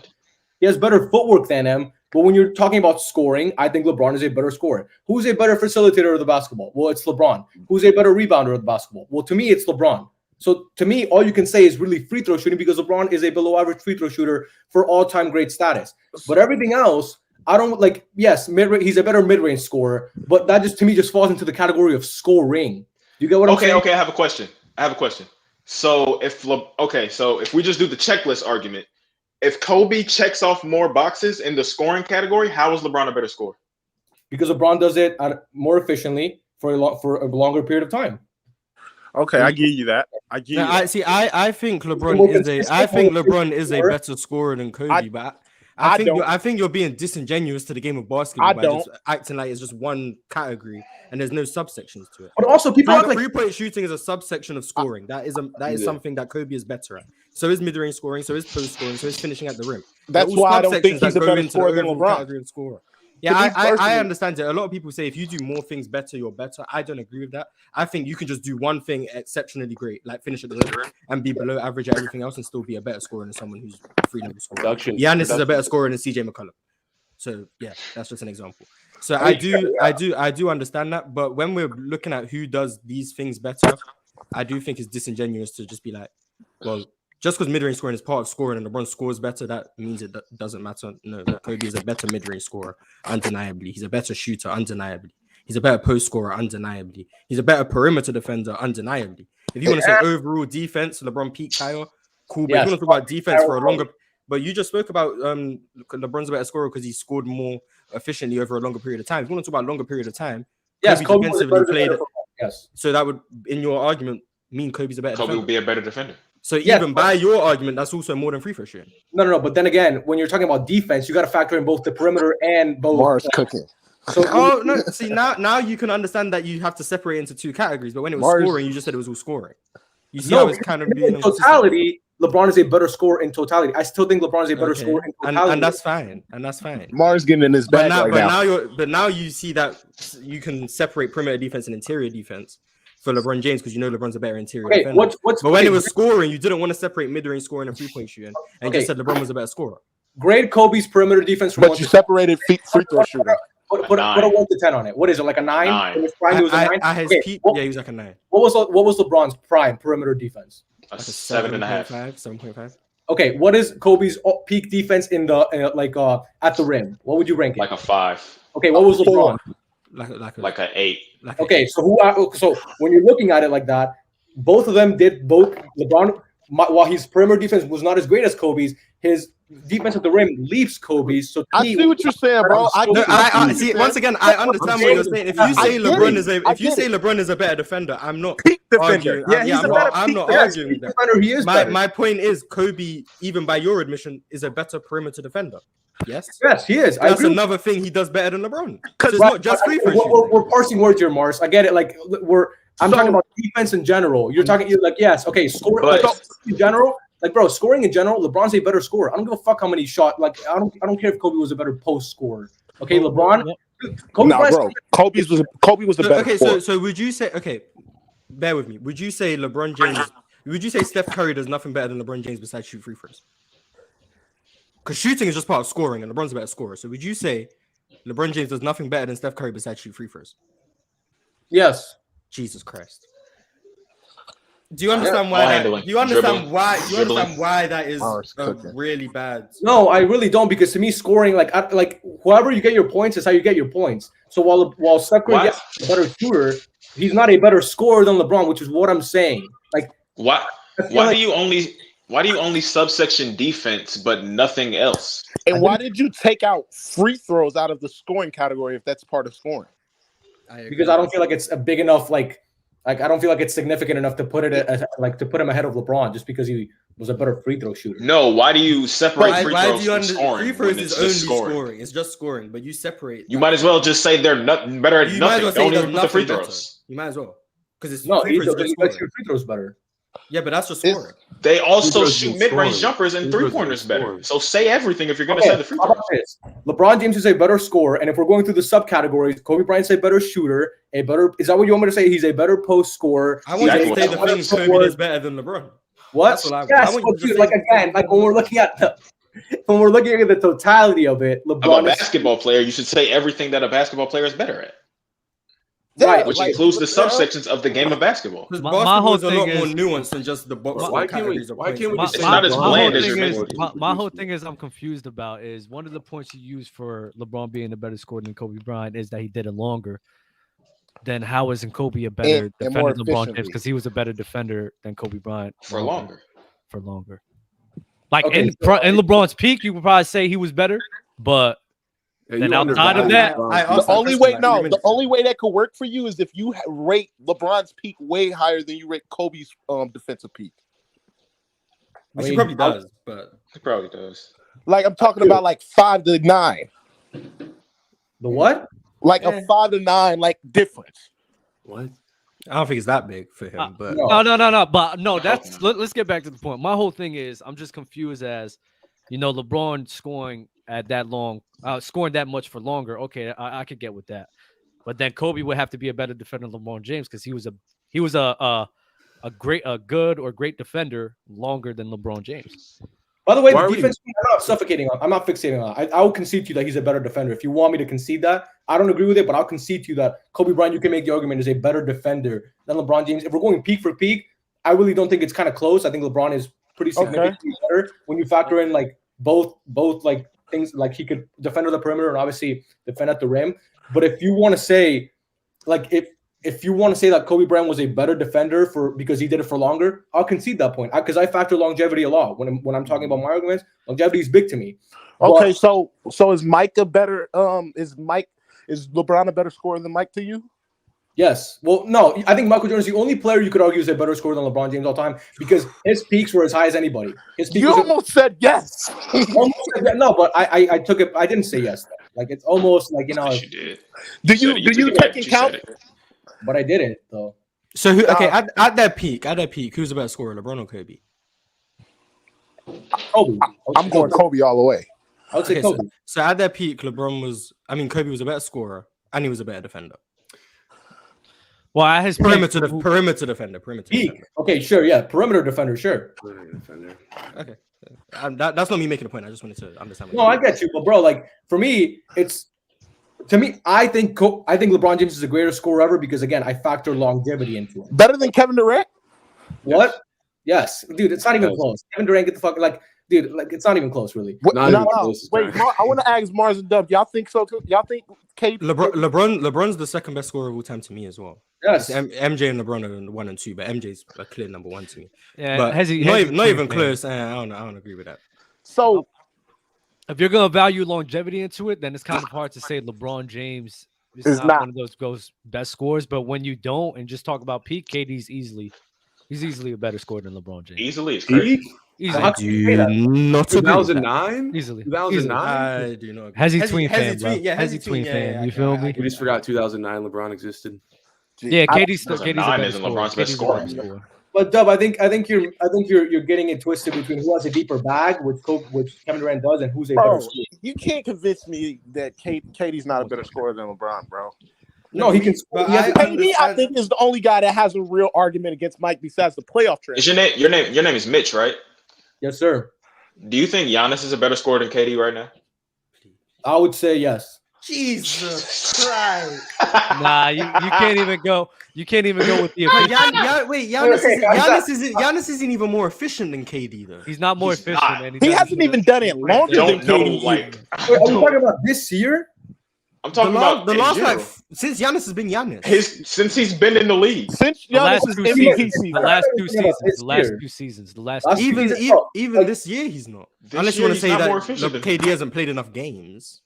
Yeah, he's only played 47 games. So That's is that So his something? averages are always like his averages are always going to be obviously going to be a little bit inflated because he's played less games than Giannis. All right, so wait. So no, understand this, right? The same time, like when Kevin Durant stopped playing basketball last season, when Kevin Durant stopped playing basketball this season, both of those moments he was on par with him production-wise and was a more efficient scorer than him. Like clearly, like he cleared him on efficiency. So it just doesn't make sense where the production is there and the efficiency is higher. KD is one of the most Giannis is a better scorer than him.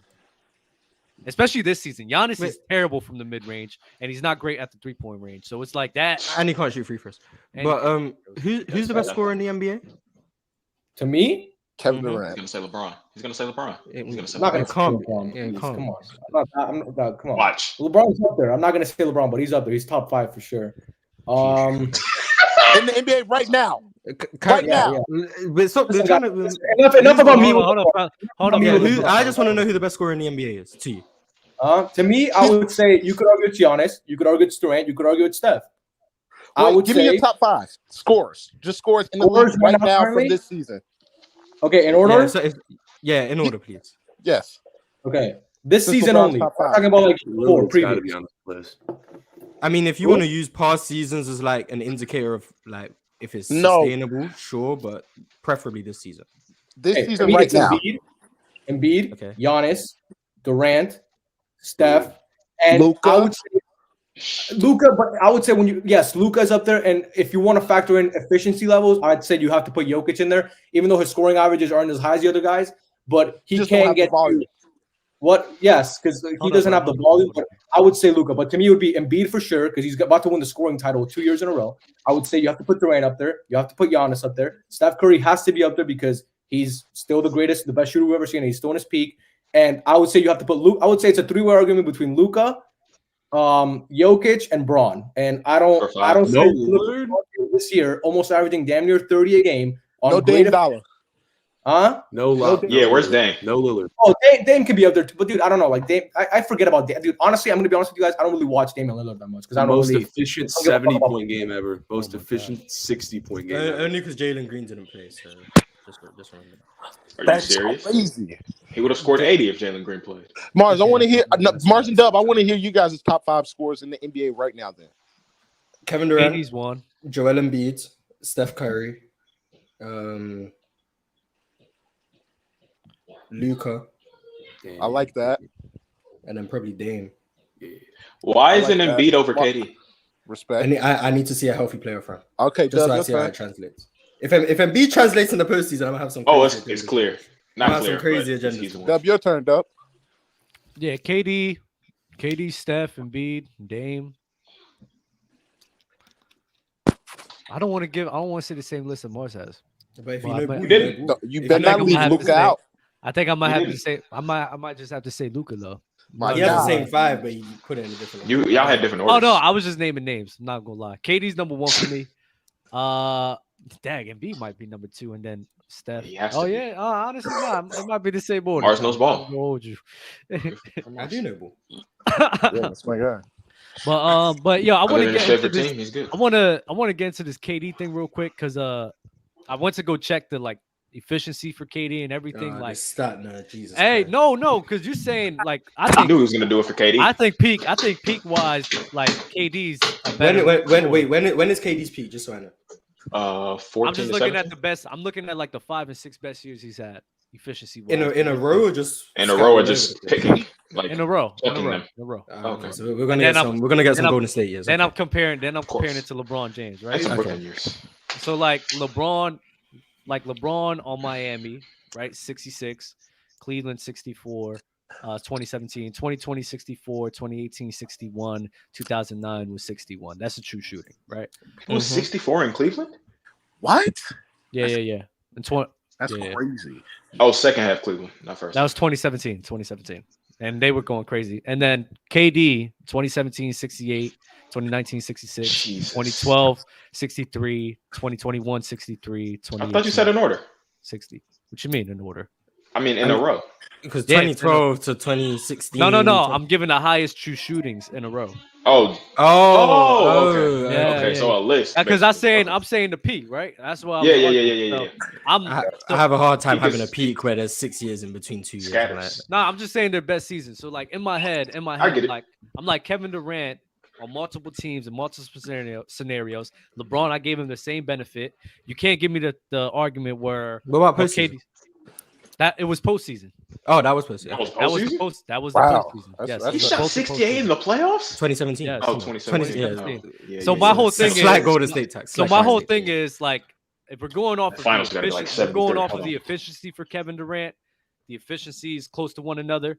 So in my head, it's like, all right, I'm gonna look into the bag, motherfucker, and the bag, the bag. Bag is talk, KD. bag You talk, feel me? You bag feel me? talk. So it's like, and you guys can't give me the arguments. Well, he was playing with Steph, Clay, and all them boys. Like LeBron played with great spacing too on the a bunch of the teams in which we was talking about. He did play with that spacing, but he You played with understand great there's spacing. levels to spacing, right? There's Hey, bro, levels to there this was shit. still It's great a difference spacing. from playing with Kyrie Irving to playing with the greatest shooter Hey. of all time. But when you're going up against a weak Eastern Conference, guess what? It Bro. overrules one another, bro. It is what it is, man. Was that 2017 West that strong for the Warriors? No, Nah, it wasn't. They Nah, it played wasn't. San Antonio Portland conference finals. Without Kawhi, They played Utah that year. Yeah, so it evens out. It evens out. man. Yeah. it does not even out. And I'm not gonna lie, great players. Like, come on now. Exactly. So why bring up the conferences, though? All I'm saying, what you talking about conferences? I'm You just brought up the comparing. conferences. I'm just comparing the efficiency of one another. All I'm saying is you can't use the argument. KD had them boys when LeBron had boys too, man. Just gotta keep it real, man. Keep it consistent. I have no. I don't even have a problem with people who have like LeBron like as like the 5th best scorer ever. I have an issue when people act like he's not top 10, which is what you said. Though I have an issue But with. I don't know if people you. that I don't know were if you were such- trolling when you said that or not. who are I such got- bad guys that they If have. it's talking mellow about over bag, them. if it's talking about bag talk, man.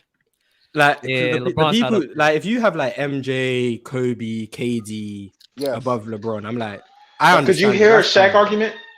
Could you hear a Shaq argument? over LeBron? Hell You'd no.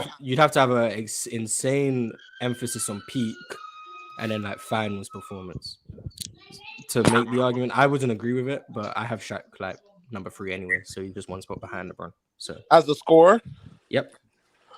Because like he said earlier, when you do that one skill so well, like you can do it better than anybody to ever play. I give you that. I can't. It I'm not helps. mad at that. Yeah, I'm all about the bag talk, bro. I'm all about Bag bag talk. talk too, bro. Double got the deepest bag in NBA history. NBA It's history. Kyrie Irving, bro. Kobe Kyrie or Irving, Kyrie? Kobe Bryant. Kobe Bryant. Kobe or Kyrie? Kobe. Kyrie Irving. It's no. Be honest. I'm gonna keep it real, bro. I love Kobe, but I think Kyrie has a deeper bag, bro. I'm gonna just keep it a beam, bro. I'm fine with you thinking that. I'm not. Kyrie. I love I'm Kobe. not.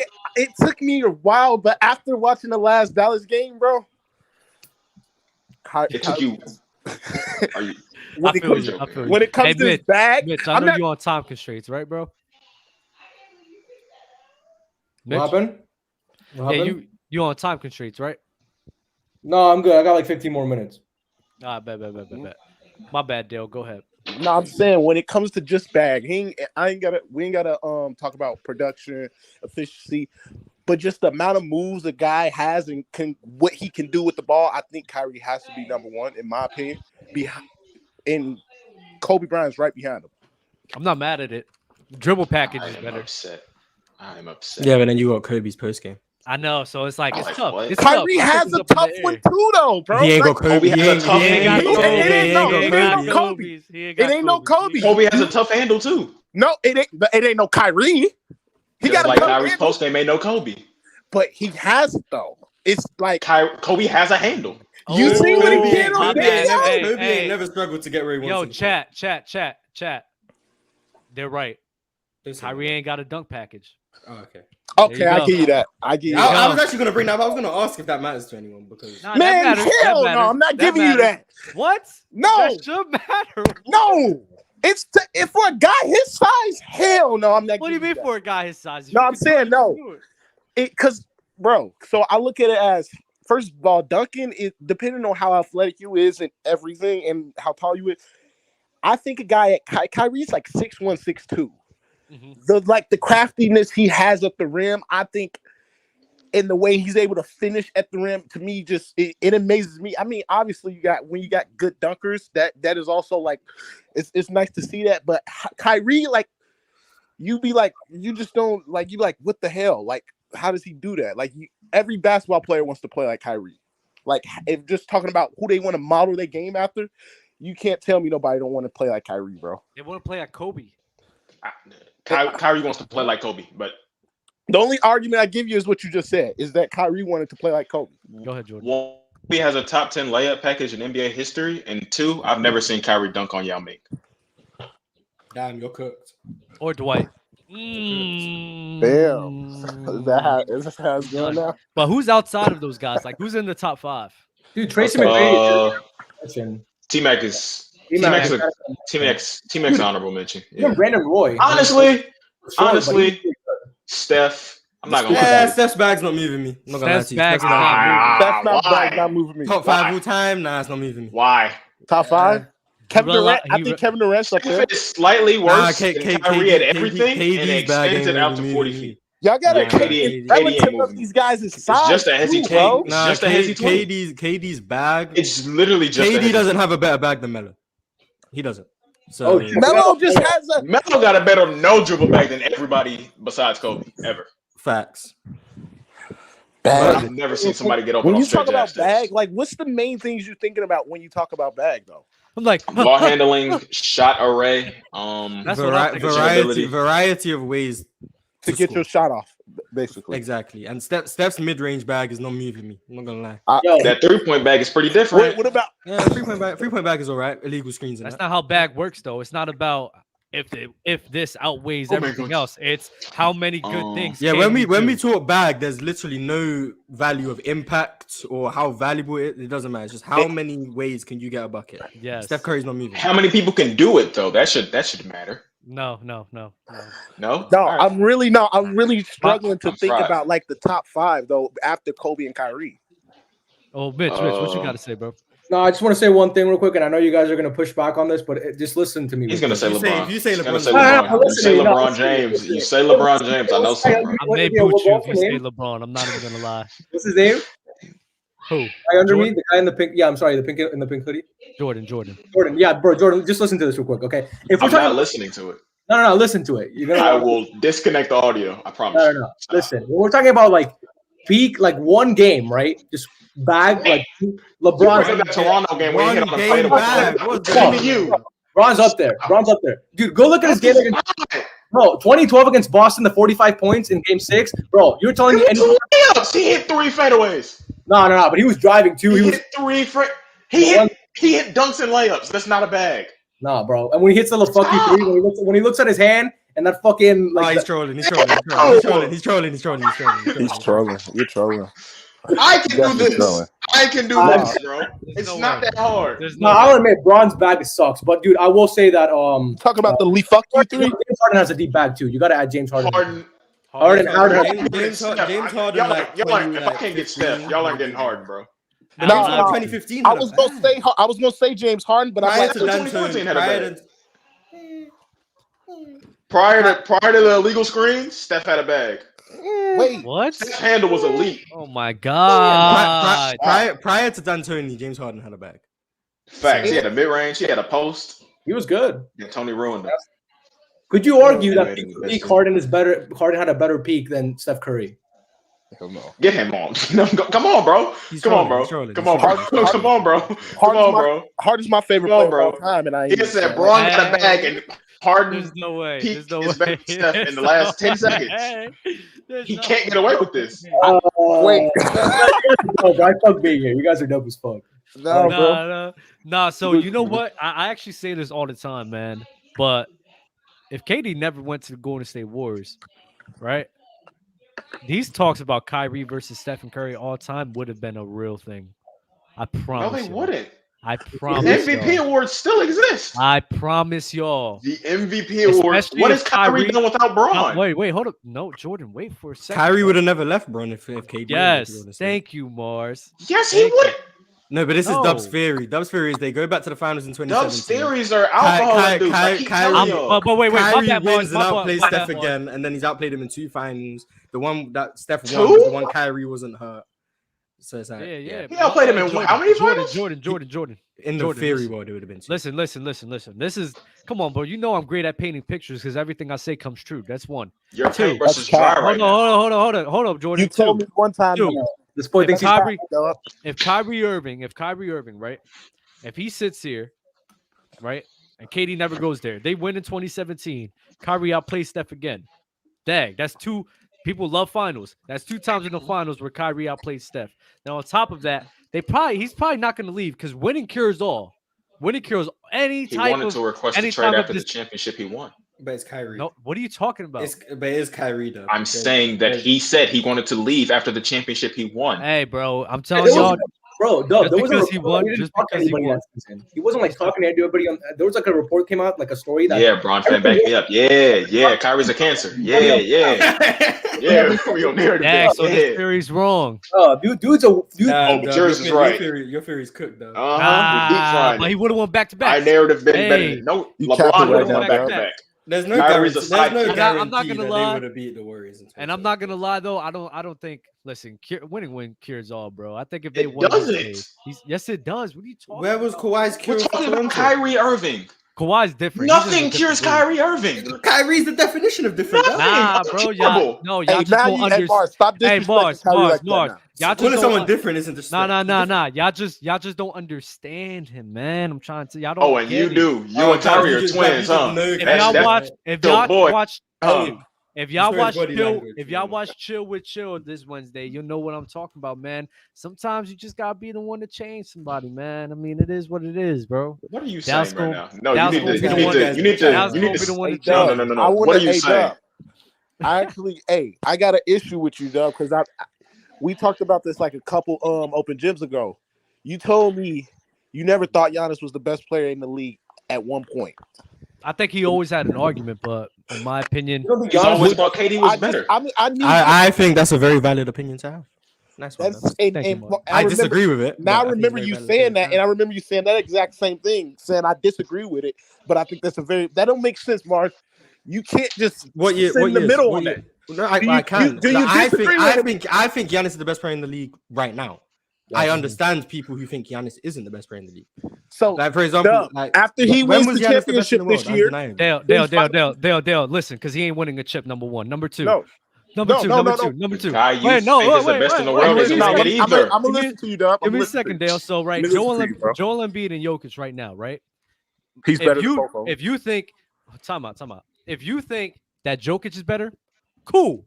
I get it. Me personally, I will go with Embiid. But if you think Jokic's better, I don't care about it. I see the argument. To me, though, Joel's been the best big right now, right? Kevin Durant. So wait. From Giannis Antetokounmpo, right? Ever since he hit his peak in like 2018, I think it was.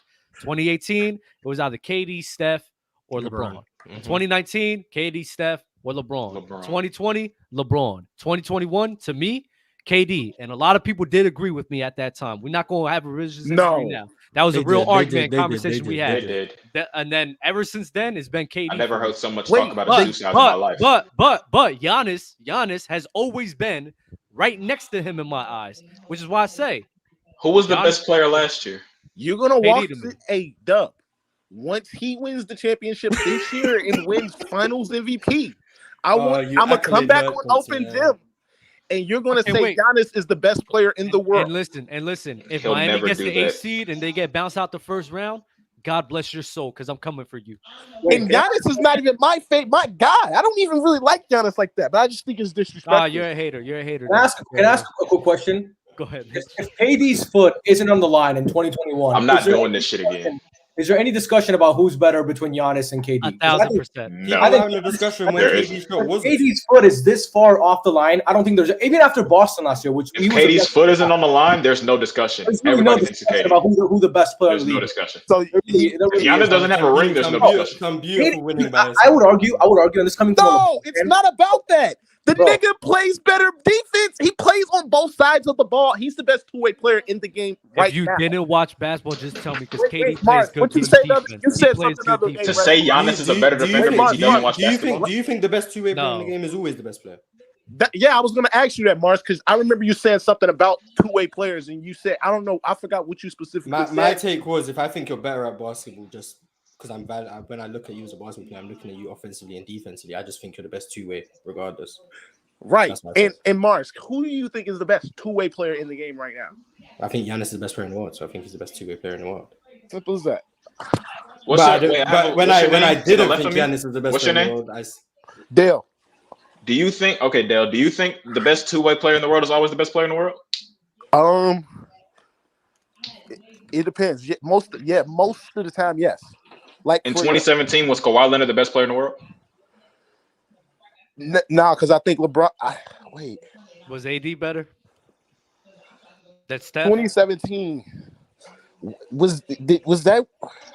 Was AD better than Steph? Oh no! Don't slow down now. You better talking. Don't slow down now. Uh-uh. Don't slow down now. Wait. Come No. on. Wait. Yep. Don't slow down now, buddy. No. 2017. Dale.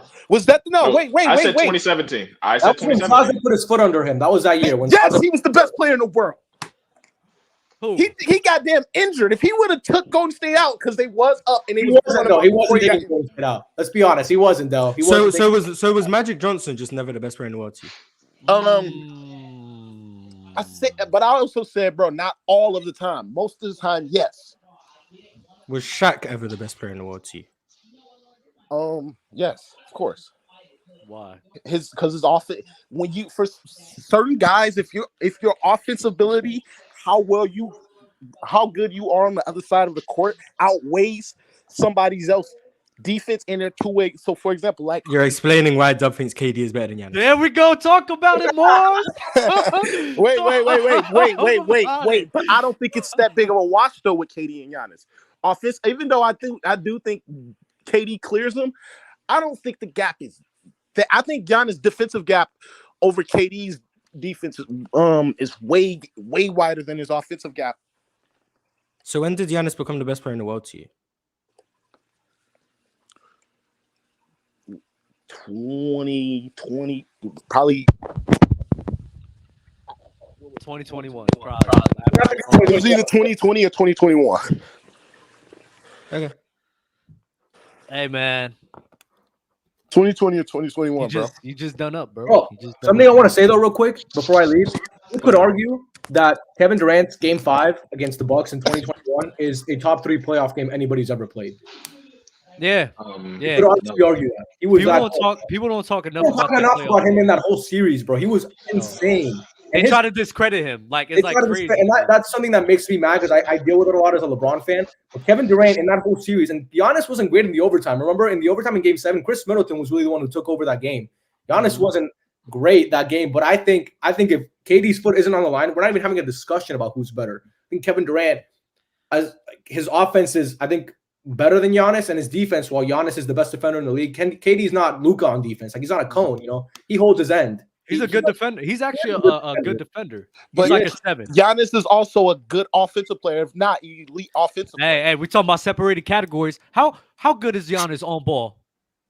On ball defense, he's not all right. I'm not the one separating. No, don't. I'm not. I separated those. My criteria, though. No, I'm not mixed though. I'm not the one specifically throwing out free throws out of scoring. That's not me. I'm talking about overall defense. As a big guy, you're more impactful on the defensive end than a wing player. Oh, cool. So KD rim protects for the team. On top of that, he can guard up a bit. I'm not saying KD's a bad defender. So he's a plus defender. He's a positive defender. And when Marz said this, and he actually was spitting. Just because, you can have a great scorer, great offensive player, but just because they're not like a great defensive player on top of that, you won't call them a two-way player. Yo, I don't mean it don't matter if they're let positive. me ask you this then, Marz. So if you had I'm out. Okay. Yo, Marz, thank you guys for having me. Have a good one. Peace. Right, too, bro. Peace out, man. Marz, if KD's offense is a 10, where is Giannis's offense? If KD's is a 10. You're not gonna like my answer. Okay, 8, ain't it? It better be a 7 at least. Oh no, it's above it. I was gonna say like a 7.5, 8. Okay. Okay, so where's KD's defense? Wait. Bro, the breath in was if Giannis's defense is a 10, where's KD's defense? Like a 6. Oh, okay. Okay then. What you mean? Okay, then that's not my criteria. That's Marz. What are you talking my about? criteria. Okay, that's cool. I don't care. I've spoken about this before. That's not how things work. That's just not how things work, though. We come back on open gym. Listen, And this you're is telling fine. Do you know how flawed it is to just be like, what's his offense out of 10? What's his defense out of 10? Add it up and the number. If the number's higher, they're better. That's not how it works. I'm 'Cause just no. like I said, there's levels. If KD is actually a 10 on offense, the gap between a 9.5 and a 10 is bigger. Like it's harder to get from a 9.5 to a 10 than it is to get from a 6 to an 8. I remember you saying this, Marz. So the number understand just it. being higher doesn't really mean anything. Watch this, Like- Marz. Just watch this, Marz. Right? Duh. Easy, Okay. easy. Right. Do you think that KD could do what Giannis did with the Bucks? Yeah. Do you think that Giannis could do what KD did with the Bucks? Huh? What you mean? Wait, Huh? what? Do you KD think was that never on the Giannis? Bucks, though. I mean, do you think that Giannis can do what KD did on the Nets? My bad. Yes. On the What, net. losing round 2? I mean, Yes, I think Giannis Yes. could do probably. that. Yes, I don't know. Is where he you- having a hey, performance like that? that was the fail trying to cook, dog. Is he having performance like that though? I don't know, Dub, you're making some bad arguments. You, I know. you failed trying to was, cook, dog. that was Sorry. a bad argument, but Yeah. it don't matter to me. El Chef. I think if KD was on the Bucks, bro, I'm not gonna lie. If KD was on the Bucks, the same thing happens. Well, I agree with that too. They gotta, but I agree with that. So the because of impact his is very team. close to each other. No, and- I agree with that because of the team that was built around Giannis. I think you put any great offensive player on that team and a guy that's decent on defense, like a Kevin Durant. I think Luka Doncic did the same thing with I don't with know that about team. Luka. I don't know if they went in with Luka. Maybe KD though. I'm not sure about Luka though. But hey, guys, I appreciate y'all for being up here, man. Y'all be easy. Keep it safe. Peace. All right, hey, you gonna You doing admit Dubs that or he's the tonight? best player in the world, Dub?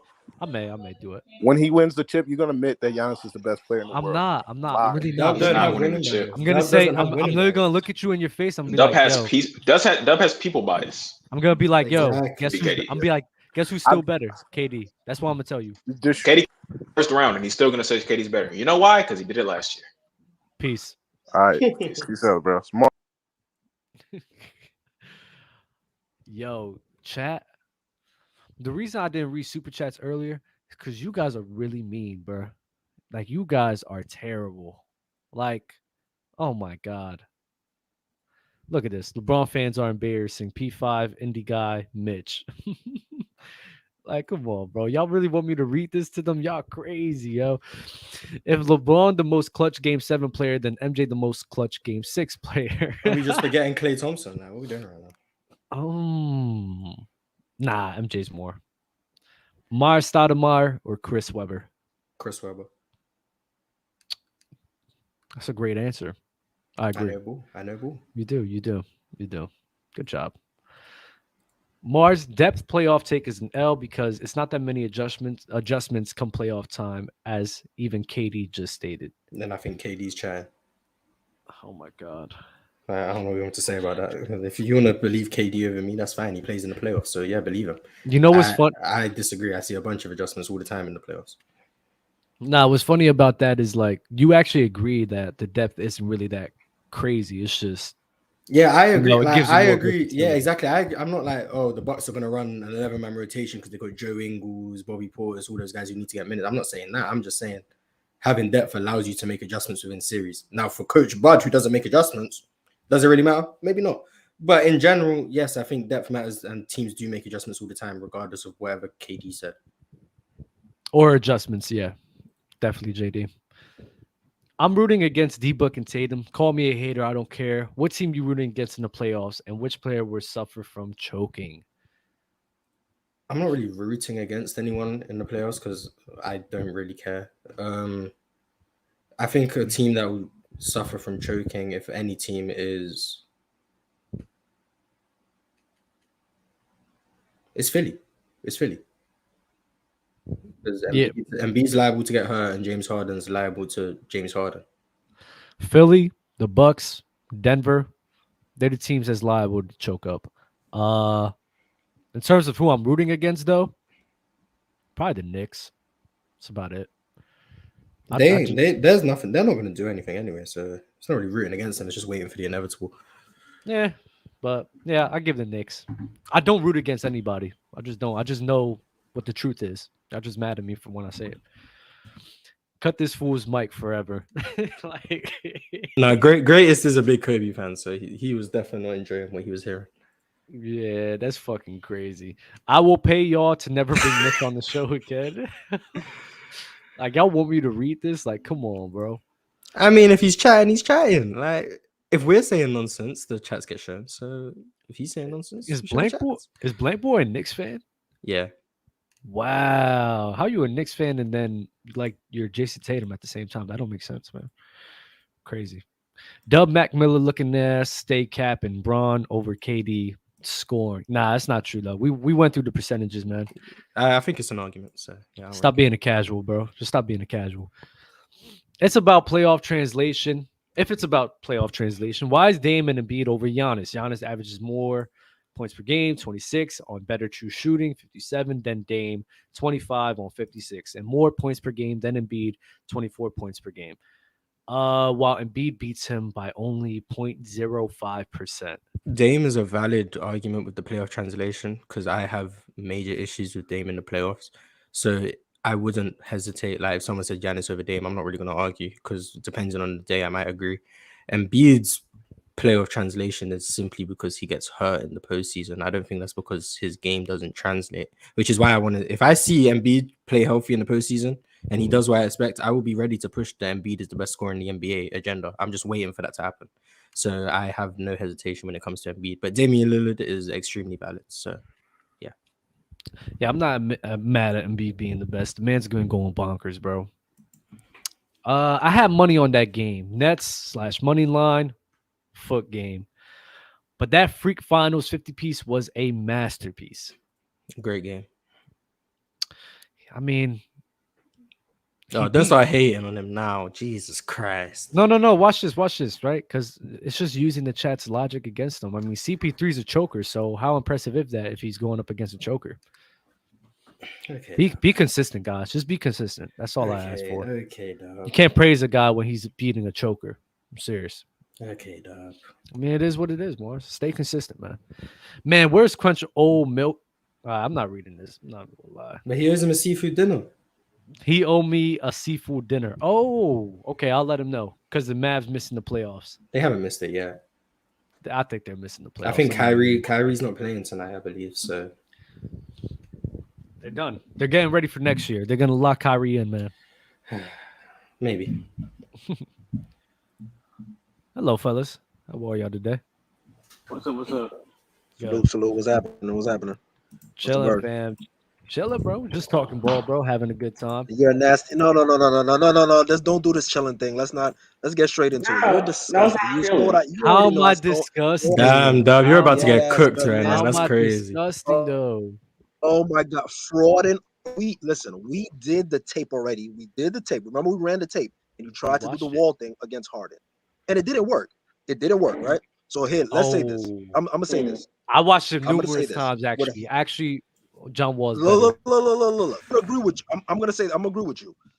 James Harden has lost his first step. His burst is not the same. However, he has been making more array of shots. So he's been taking more mid ranges. He's been posting up just a little bit more on certain. Yes, he has. And he has moved around off the ball. Now, I'm agreeing with you. I think unless Embiid puts up a 40-point nugget every single game, Philly don't stand a chance against anybody. Embiid has to be the most dominant, imposing player. That way, hard imitator, and then make shots. The rim pressure that I would think you would rely on is Maxi's rim pressure. You know what I mean? He would be that consistent scoring option. And James Harden will be because here's the thing. He's been making clutch shots, bro. And he's been making tough shots over people. Fly little corner shots. He's been doing that. He's been doing that. You can't say that. What happened last night? Since we're doing this, what happened last night? Oh my God. Say that. Listen. Nah, real talk though. Real talk. I'm playing. We're not talking about the regular season. Wait, what you talking about? Playoff basketball. We talk about I'm playing with you. I'm playing with you. So the thing with James Harden and if we're talking about bag talk, we know that James Harden has the ability to unload the bag. We know that. We know that. Okay, wait, hold I'm on. gonna let everybody tap in. What's good, Tice? What's the word? What's the word? What's Give good? me a second. What's good, Give me a Tice? second. Bro, Give me. bro, you good? Yeah, we all good, bro. But give me a second right here, right? Because the whole thing about James Harden, like, listen, context. Just go on NBA.com for me real quick and go look at the mid range, like what he's been shooting from the mid range compared to the years in the past. He's not taking more mid ranges that he's ever had in his whole entire career. It's relatively the same he's been doing. I didn't say that. Don't do you that. said Don't he do was that, taking. Dub. I You didn't say said that. he was taking more. You say he was taking more, right? Yeah, but I that's said he's compared to taking what he was more. I said doing. he's That's taking compared to what he was doing in previous years. Like, But he's a like second Tony option plays. now, though, Dub. That's He's a what I'm second saying. option, though.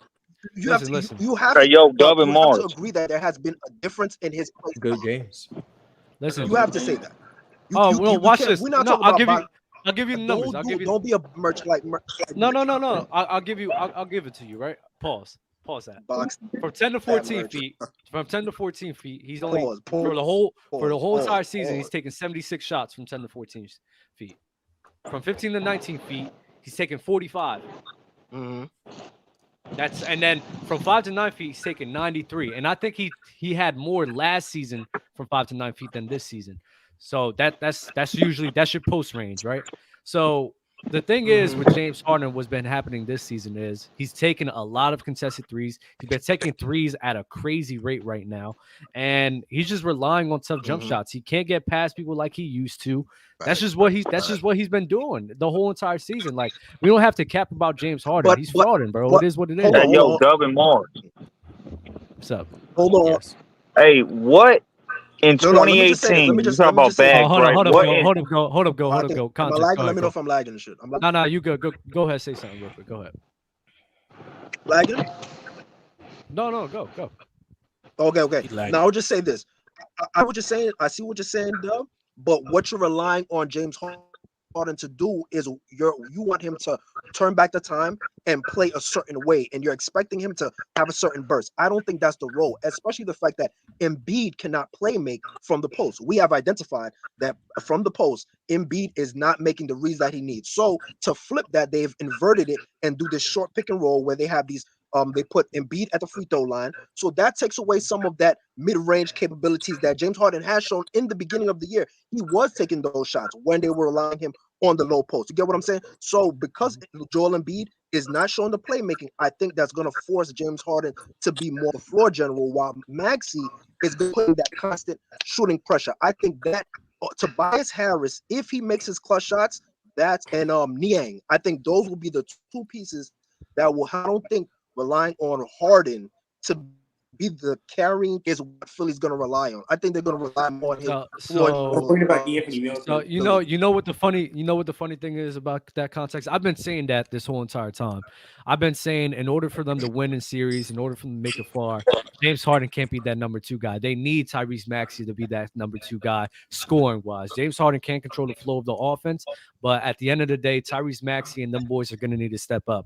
So in my mind, now, I don't know if James Harden is ready to allow that to happen. So I don't think that's going to happen. And then a lot of people are going to sit here and tell me that, James Harden is going to be that guy. James Harden will be that guy to take them to the promised land, which is why I say the things I say about frauding. Because at the end of the day, he is not that guy.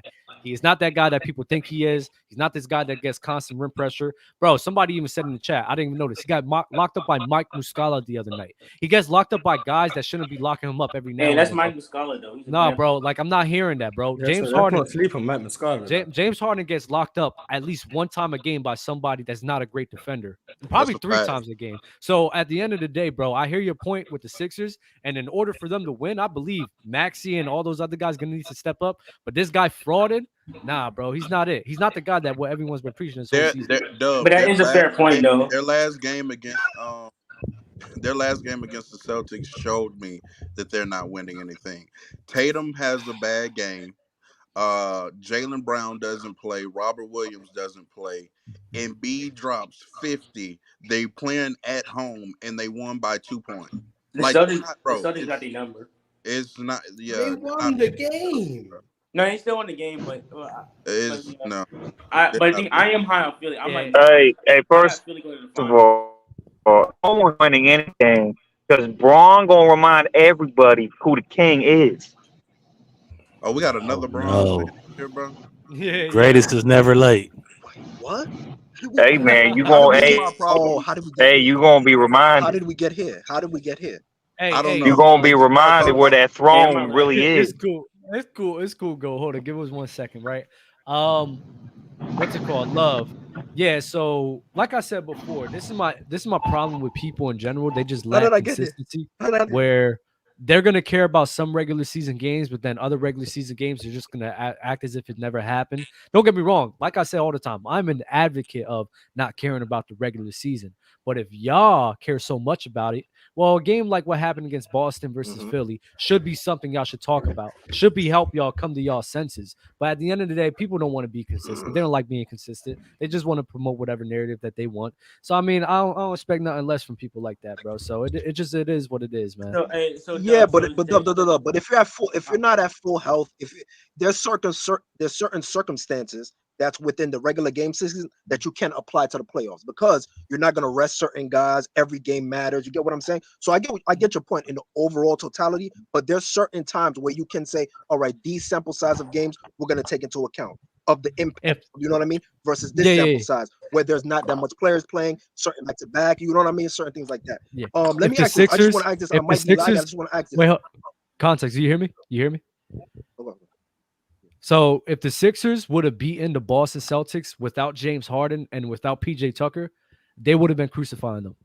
They would have. They would have. It is what it is. That's what people do. So I hear that point, but at the end of the day, that's not what people do. They don't show that same level of consistency.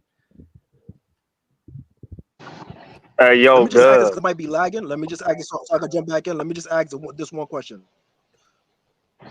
For all the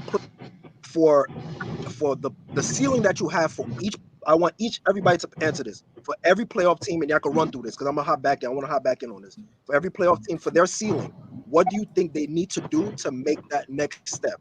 So, let me give the example. If the Kings is a first round knockout, what would you say they would need to do to get to that next level?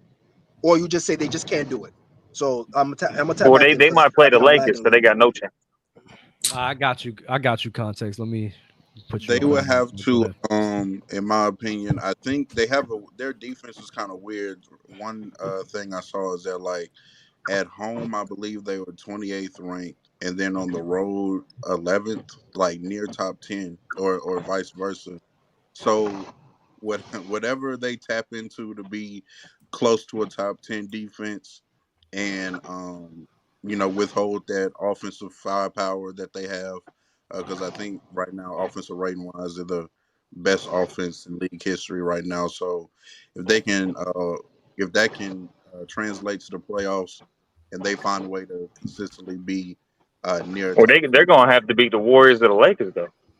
But I mean, so I'm a Lakers fan, right? So you don't have to keep telling me about the Lakers. But listen, one thing we do struggle with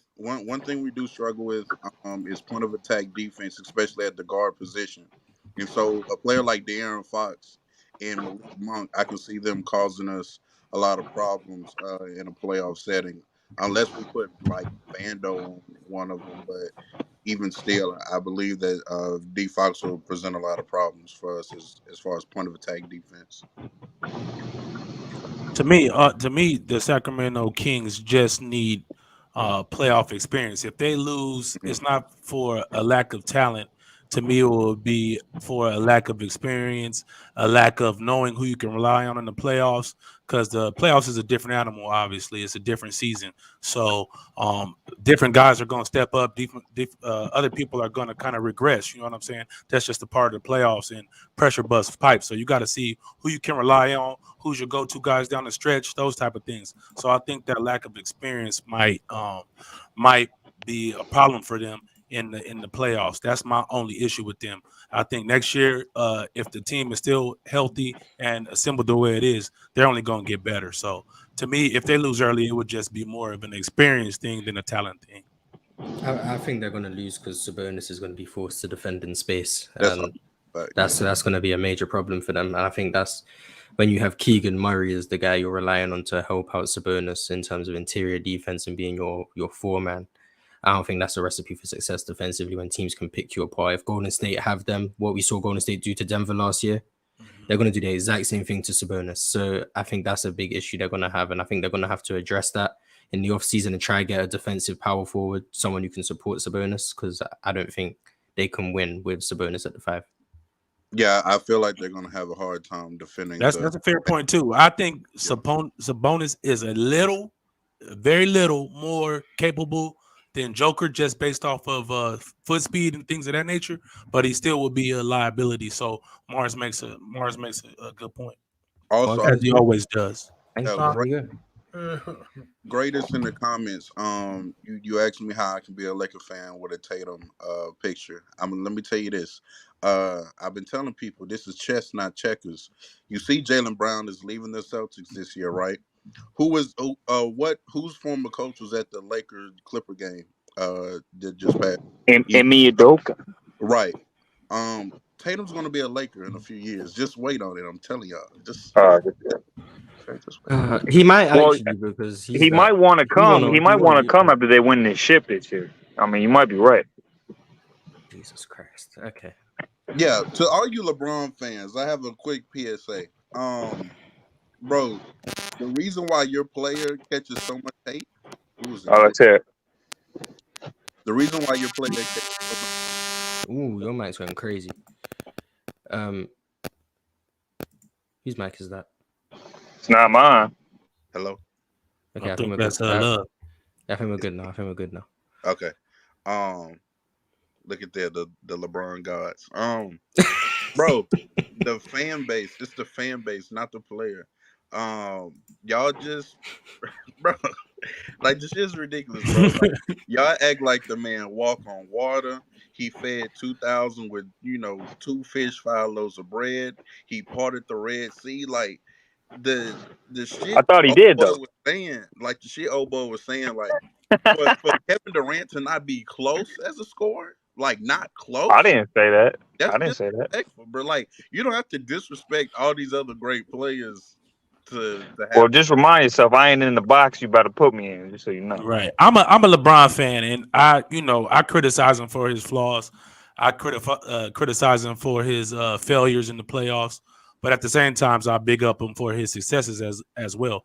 People, like one person said, people like to talk. They either talk about him, his failures, or they talk about his successes. They don't talk about both. Well, he's either the most hated guy of all time or the most right. loved. I'm one of the ones. To me, I talk about both, but I feel his successes overcome his failures to make him a great player. Actually, I'm about to go on a little sermon real quick, bro, because the way some people be treating LeBron as a Laker is disgraceful. Like, did you see that video going around? I know exactly what I mean, this shit is disgraceful, bro. Dude, I don't care if you don't like the bubble ring or not. The dude got you a ring, and you're treating the dude like he's like scum. I mean, I get you guys are spoiled. I get the Laker fan is a spoiled fan base, but if it wasn't for LeBron, you want to have a ring, and you'd be searching to get in the playoffs at some point. So but this it's ridiculous. Listen, this is why like that argument in LA isn't as strong like as it is in Cleveland and Miami, right? So you're right. We wouldn't have championship number 17. We still would have 16 other champions. Like some of y'all be saying he's the greatest Laker of all time. I see that a lot already. No, that's disrespectful. No one's saying that. So anyone saying that is wrong. But to go to the other extreme and dog him when he put this in perspective. Before him, your last championship was 2010. If he doesn't come here, you might go 20 years without a chip, bro. You might be right. Let's be real. I highly doubt that, but sure. How they win in shit, Marz? The Lakers get free agents all the time. Exactly. Okay, but that's a huge what if. Huge what? I mean, but there's you want to talk about hypothetical? That's probably the hypothetical of hypotheticals. Okay, I don't think the what's Lakers more are likely, getting the Lakers like went 20 that years recently. without a ring, or the Lakers getting superstar. They went 10. They went. If they went 10, that's half the Well, time. well, hold on. They went 10. If LeBron don't go there, even if you want to say 5, that's 15 years. That's a long time. Listen, I don't think the Lakers were getting free think agents the like that. Lakers- I don't think the Lakers organization is desirable as it once was.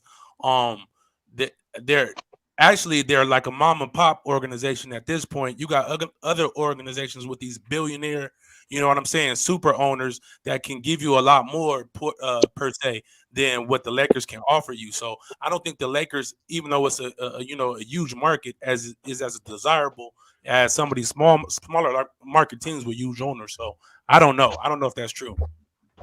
Yeah, like I get it if he didn't win a ring, and we're in a situation now where if all these injuries and stuff, and he never did nothing for the franchise. But bro, once he got you a ring, and he's at the tail end of his career, bro, stop the disrespect. Like I just don't understand it at all. Might be the most spoiled fan base, and I get it. You guys got a lot of championships, but it might be the most spoiled fan base I've ever seen. Oh no, we are definitely. It's not a mic. It's definitely because even outside of LeBron, like bro, if you see Twitter after AD has a 17-10 game, bro, it's ridiculous. Oh, I Trey, mean, players get he's death threats and shit. It's Capella, crazy. he's Tyson Chandler. Like it gets nasty, but at the end of the day, yeah, bro, it's really tough being a Laker. The fan base is very toxic. I did not like that video, and I especially hated that he had a Kobe jersey on because he does not represent. That's the other thing. Let's be real. Kobe was appreciative of LeBron when he came here. Correct, right. Like if you're a fan of Kobe, take Kobe's stance. But Marz, I wanted to ask you a question, Marz. Yes. When it comes to players that can take a leap next year, doesn't even necessarily have to be a rookie. Who do you think next year is going to take a big leap? My estimation, we actually share, I know you kind of like troll with him, but I do actually think he's very good. Like Jalen Green, in my opinion, that was his answer, 100%. That was going to be his answer. That was the answer. But we can look at other players. I think Shaden Sharp is another one. Shaden Sharp is someone. Yep. Shaden Sharp is someone I think can have a very big year next year. I do like I do like Markelle Fultz. I think he's gonna have a really big year next year. That's a hot one there. That's a hot take. No, he been hooping lately. He been hooping, but to say he's gonna take a big leap next year to me is a hot take. I think he'll stay kind of as is, but I could be wrong. Yeah, I mean maybe I'm gonna be watching Orlando a lot next year. Oh, someone's mic's going crazy again. Let me just. Okay, there we go. Who else do I think can take a big jump? Hey, real quick, Mark. James Wiseman can take a big jump. So, yeah. I mean, other than Jalen Green and Shaden Sharp and Markelle, I don't know if there's really anyone I'm expecting to take a really huge jump. Mikal Bridges will just have another year of being a number one scoring option. I don't know if that's really a jump. Do y'all think that's real, or is that a Mickey Mouse run, or do you think that he can be a legit 25 a game or 25 plus a game scorer? 25 isn't what it used to be. So do I think he could average 25? Yeah. Do I think like people are gonna start overrating him because of it?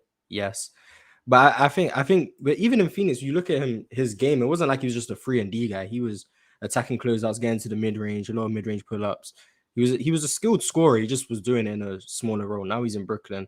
He can still make the spot up threes. He's got a mid-range game. He gets to the rim. The defense has started to tail off a little bit because he's got more offensive role.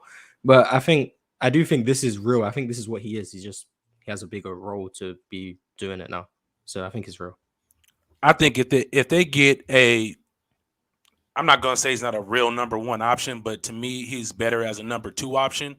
So if they get a real number one option, I think his numbers might fall off. But that, like I said, that doesn't make him a worse player. It'll make the team better, and he'll still be and his efficiency might go up because he doesn't have to force a lot of shots that he has to force now.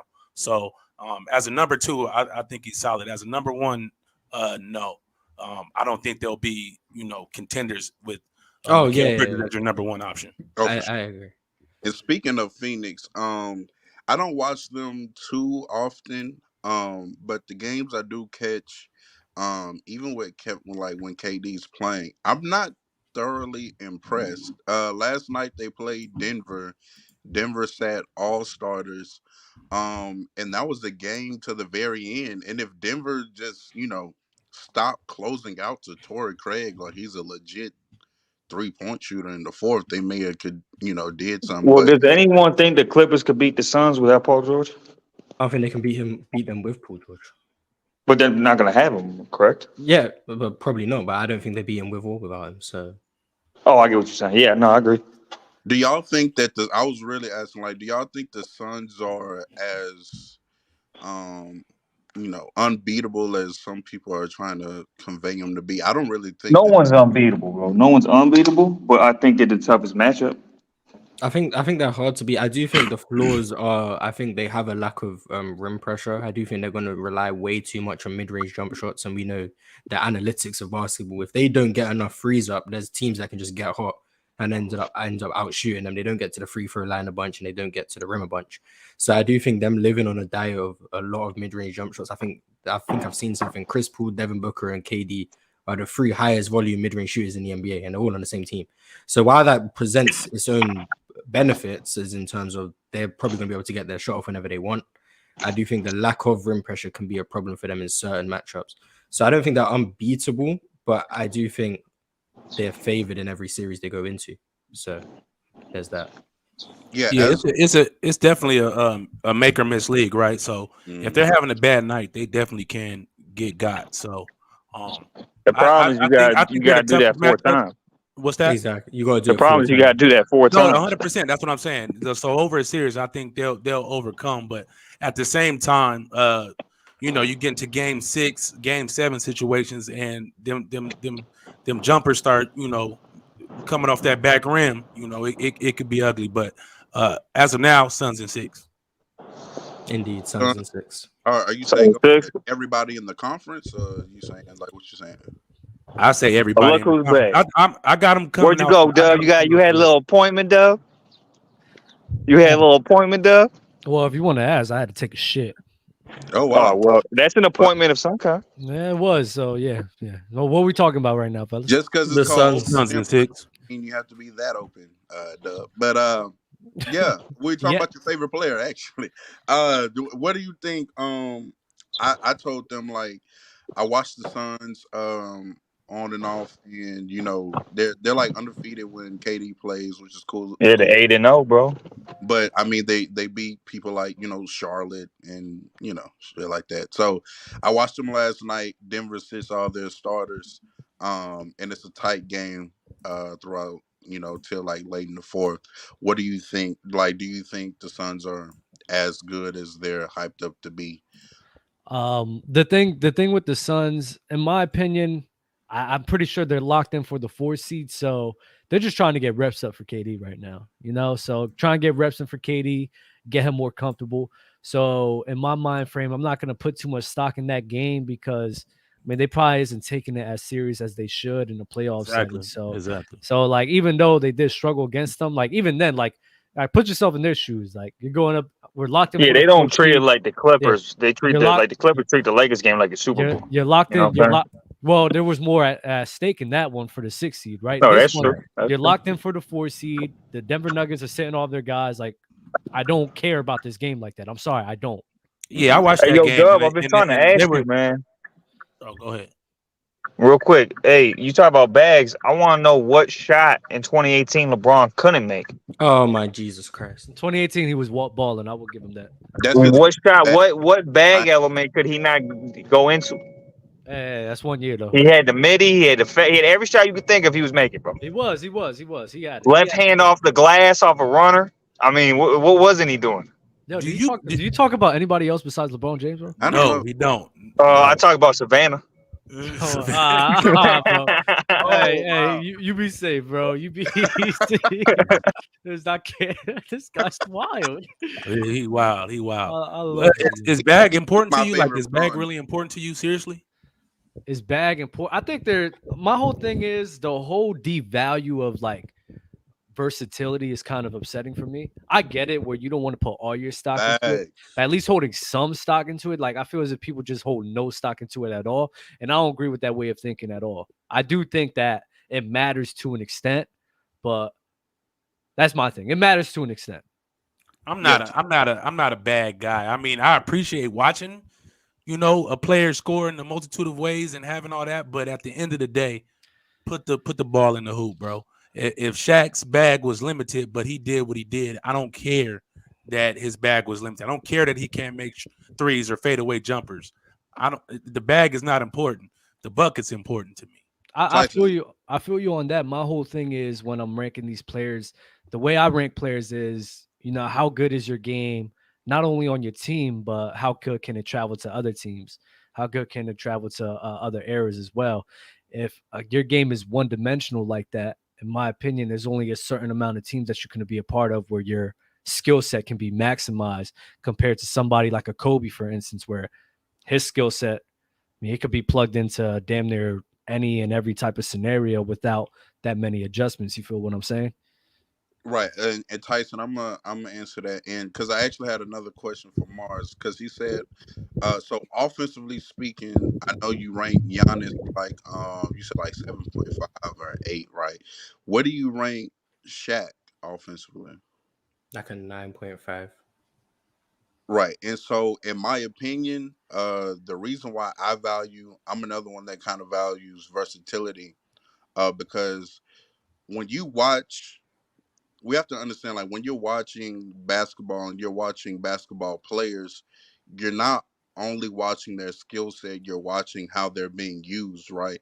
So that's why I kind of value skill set, because when you talk to players or if you hear players talk, and this goes throughout all sports. For example, like Chris Carter, um, he played receiver, and I think he got drafted to Philadelphia or something. And he was like, Philadelphia wasn't using me right, and I was damn near cut off the team. He gets sent to another team that uses his skill set how it's supposed to be used, and now we're looking at Chris Carter as one of the greatest receivers of all time, in my opinion.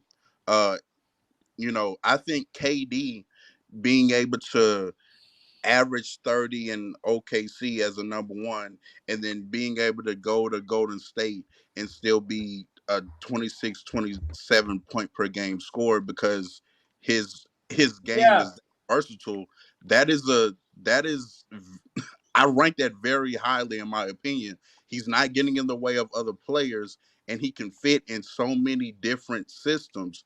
The reason why people, when it comes to the Steph and Dame argument, I do think Steph is better than Dame, because I think he finishes at the rim better than Dame. I think it is certain things that he does better. But when you see that kind of skill set used one way and then used another way, when people say, "Oh, Steph is like the whole system in Golden State, and Dame is kind of more, he doesn't do that in Portland," that's not based off of skill set. That's based off of how the coach is using that skill set. So I think it's important that we do still value and look at what these individual players can bring to a team, rather than how the coach is using the skill set that they bring to a team. I think those are two completely different things. The reason why I asked Marz about Shaq and Giannis, if Shaq was, having to bring the ball up and initiate offense from the top of the key, he wouldn't have looked as great either, because you're not utilizing him to the best of his abilities. If they gave Giannis the ball consistently just closer to the basket, I think we would have a totally different conversation about Giannis. I think Giannis should have a lot more post touches and things of that nature, instead of being at the top of the key where he's not a good jump shooter. Why is he at the top of the key at the 3-point line dribbling the ball? That doesn't make any sense, in my opinion. So skill sets is one thing, and then how coaches implement said player's skill set is a whole nother conversation as well. So that's why I value players' skill set. I agree with everything you just said, and it was very well said. Like I don't have any arguments. I've spoke about this many times. I've spoke about how KG gets underrated because he was being misutilized as a number one scoring option, and B, just a Minnesota team that was trash. Same thing with David Robinson. I don't think he was ever meant to be a number one scoring option for a championship contending team. I just don't think his game was made for that, and I think that's why people look at his playoff dropping and think, oh well, Dave Robinson wasn't that good. I think if you look at his game, He was made to be a second scoring option. He was meant to attack off of other people's scoring gravity and be a face-up big and an 18-foot jump shooter. That's who he was. But he was being put in a role where he had to be the number one scorer. And then when the playoffs came and teams were loading up on him, that wasn't his game. He was meant to be a defensive anchor and a second scoring option. And I think that's makes people underrate David Robinson. So I agree with people being used incorrectly based on their skill sets and then being viewed differently. I 100% agree. But when 100%. I look, and I think everyone should factor that in. And I think that's entirely based on the player's skill set. But I think when you're looking at, if I'm looking this way, I'm watching the Rockets game, so sorry. But I do think when you're looking at a lot of these players' skill sets, you do end up just especially amongst these all-time greats, you're picking hairs. And if I've seen a player be used in a situation that's advantageous for them, even though theoretically I can believe another player can be used in a different situation, it's harder to make that argument when I've seen it for one player and I haven't seen it for the other. So even if I believe, for example, that KG would have been used better in his prime if he wasn't in Minnesota, but I've seen Shaq be used better in a triangle than he was in Orlando, it makes it easier to just make the argument, even though I think both things can be true. It's just about how convincing can you really be with what you say if there's no evidence for it besides just their skill set, because a lot of people don't watch the games and understand that we're talking about these nuanced players and we're in a team sport, and you can't just expect one player to fit into every system and make it work. Like, that's just not how basketball works. Because, for example, Hakeem, before Rudy Tomjanovic came to Houston, they didn't emphasize floor spacing. They didn't play 4 out, 1 in. Hakeem wasn't being used correctly and they weren't winning championships and they weren't going far in the playoffs. Is that an indictment on Hakeem's game, or is that just the fact that the coaching wasn't putting him in situations to be successful? I can understand this because teams weren't putting him in situations to be successful, but people who don't understand basketball just think Hakeem just got better in 94 and 95. He didn't. He just got put in a better situation. So it really depends on how much you're really watching and paying attention, in my opinion. My whole thing is, when we have these debates, I do think, like I said before, like, put some stock in the skill set. Not completely everything, but I feel as if there's a deep value of that. There's a deep value of the skill set. And a lot of times when I hear some arguments, and Marz, I'm going to use you as an example, like the Stephen Curry and the offense being at an all-time high compared to Kevin Durant, and the offense was never like that. I don't really like points like that because, number one, there's more things that went into that offense being that great rather than Stephen Curry alone. And you always acknowledge and understand that. And then you also said, as one of your points was, I've seen Stephen Curry in a system like that, and I've never seen KD. But before that happened, at the end of the day, nobody, like, in my opinion, we don't know what's possible until it happens. Steph, we never knew that an offense like that will be possible until it happened. So Kevin Durant, even though I hear the point where Steph was on a team where the offense was that great compared to KD, in my mind frame, it's like, well, that's not really the players as himself. That's just how good the coach and the teams around him utilize each individual skill set for that offense to be that great. So in my opinion, putting stock into that to put Steph over KD, in my opinion, is like, I just don't like that, because I just think that takes away from everything else that's involved. I can agree with that. I do understand that. I think when I say that, maybe I should clarify more. I do think it would be harder to do that with KD because of the holes he has from his skill set in terms of playmaking and ball handling. So I do think it would just be harder to build an all-time great offense with KD as the centerpiece. You'd have to emphasize a lot more with him off the ball, keep him out of a ton of isolations, because when teams load up on him, I do think there's going to be more of a struggle there with KD. So while, yes, Steph has the evidence of it happening and that helps, and we haven't seen KD be put in that situation, I just think from a skill set perspective, I do think it would just be harder to do it with KD based on what I've seen.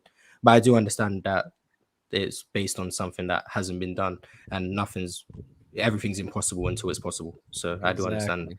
Yeah, so that's my whole thing when we're talking about players like that. That's why, like, if Steph's over KD and like everybody's this, I don't care, because they're right next to them, in my opinion.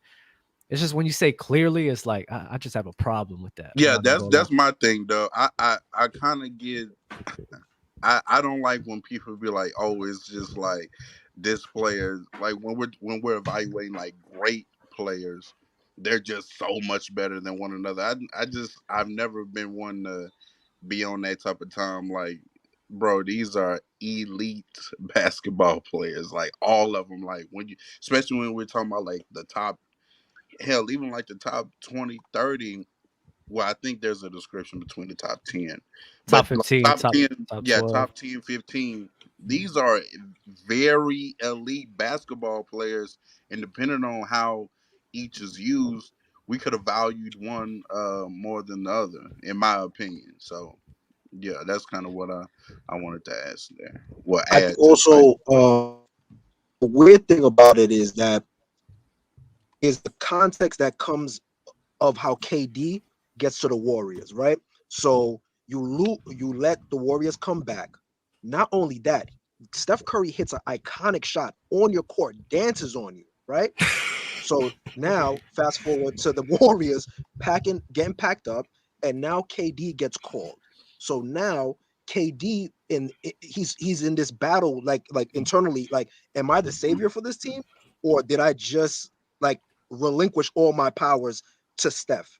And on top of that, you got to remember, Steph was able to still be Steph. Although there was a drop in his play, he still was able to be the guy. And they were still saying, well, this is Steph's team. The gameplay didn't stop. So that's why they say, although KD was such a dominant force and he was playing at such an elite level, it didn't take away from what Steph was doing at that time.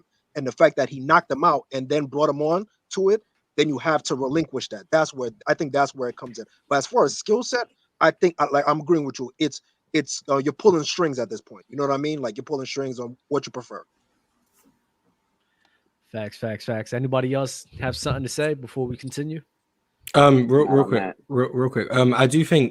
I think you said, Dub, that skill set should factor in a little bit, if not everything, right? Like, it should just be a factor in a small part. I think it should be a factor. You don't have to like make an extreme factor like everybody else. Like when people make arguments solely based on like Dell, for instance, right? I love Dell, but when he makes all of his arguments just strictly based on skill set, I don't agree with that. I do think that's what you do on the court and what happens on the court and how you produce. I think that matters to an extent.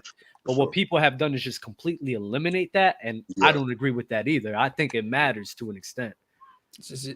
I think we're gonna be saying the same thing, but it's gonna come across different. I think skill set is like 90% of what we should be talking about. We should be talking about a player's skill set. 90, it should be 90%. Yes. The issue I have is people, when they talk about skill set, they just talk about Hezzy Tween. That's the issue. Okay. When we're talking about skill set, like playmaking, that's a skill set. Passing, that's a skill set. Shooting, off ball play, that's all skill sets. I think we need to be talking about that. But the issue is when people view skill set, like I made a video on TikTok, like the best players ever, in my opinion. And I didn't have KD in the top 10. And there's people asking like, oh, why isn't KD top 10? I'm like, I understand why people say it, because when you look at the Hezzy Tween, KD is fantastic. I think there's more holes in his game than just that. But I think when you look at skill set and actually understand what I'm talking about when it comes to skill set, it's what do you do, and then what makes what you do so valuable.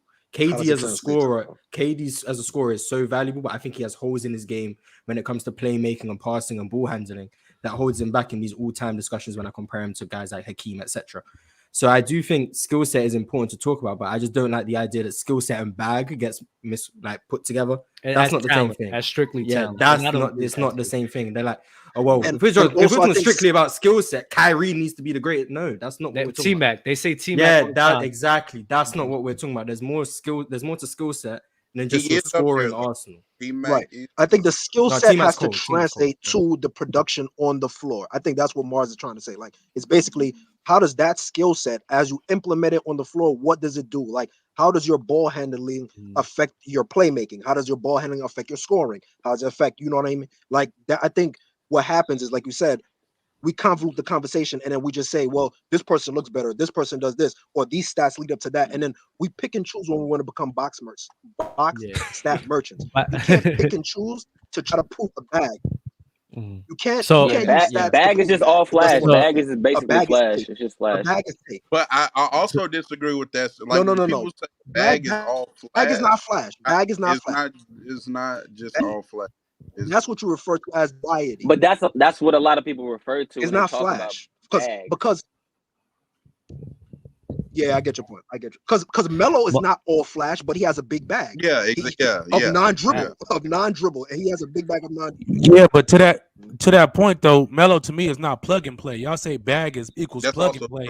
I disagree with that. Oh yeah, Melo's for sure. That's true. That is true. Melo's for sure not plug and play. Yeah, so when you guys say bag equals plug and play, I disagree with that. Like to me, Klay Thompson, Melo AI, plug and play. bag. Oh, let Not no Todd plug and say this. play. Go ahead, Todd. Go ahead. Klay Thompson is plug and play, Hold but on. he's not. He doesn't have a bag like any of those players we mentioned. But he's a knockdown shooter, and he plays good defense in his prime. He plays excellent defense. So to me, he can go to any team and be effective. He's plug and play. Just because you have a bag does not make you plug and play. Yeah. I feel you on that, and I remember because I was the one that opened up with that. I never said bag. I said skill set.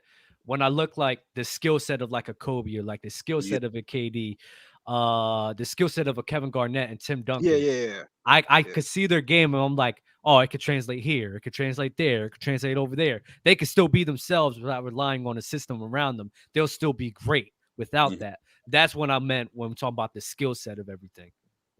You don't think Shaq fit into that? Oh yeah, it's just I think Kobe just fits more.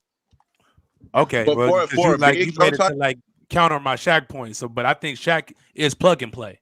Yeah, Shaq is. This is Kobe. I brought up Kobe in that instance, and I just think Kobe's more plug and play. Like when you think I disagree. Wait. If Shaq's He needed I the greatest disagree. side. You put Shaq in the post and give him the ball. It's simple. Hey, Plug he and needed play. the greatest sidekick of all time to be able to win rings, man. Hey, But when we talk about winning rings, that's different. Who did Kobe do it? Who did Kobe do it with? Pau Gasol. Don't disrespect Pau Gasol. Don't disrespect Pau Gasol. Wasn't Kobe. Yeah, He don't wasn't disrespect Kobe. Pau 100%. like Yeah, that. yeah, Because we also saw him miss the playoffs with all that plug and playness. You know what I'm saying? So Hey, once he got Pau Gasol. with Kwame Brown and Smush Parker. no, I'm not Shaq is not disrespecting. plug All and I'm play. saying. Hey, Kwame Brown's the number one everybody pick now. needs a team. Kwame Brown is the number one pick. Mars, All I'm Mars, saying is stop. everybody needs a team. Go ahead, Todd. Yeah, that's all I'm saying. Everybody needs a team. I'm just saying winning doesn't necessarily make your plug and play more valuable. You know what I'm saying? That's all Shaq I'm is saying. plug and play. Nice. Shaq is plug and play, bro. I don't think. I think you can build many systems around Shaq. I don't know if I would call it plug and play. Correct. Shout out to our GOAT member Comatose, by the way. Shout out to our GOAT member Comatose. That's what I said. We have Giannis. We have from the BMG show. Giannis already top 5 power forward right now. Like Mahomes is top 3. All the Dallas starters are out tonight. Hey, fellas, they're throwing in the towel. Fellas, damn, this is gonna conclude today's episode of Open Gym. Appreciate everybody for joining up, bro. Y'all be easy. Appreciate the time y'all spent with us. Don't be casuals, man. Peace. Nasty. Oh, never.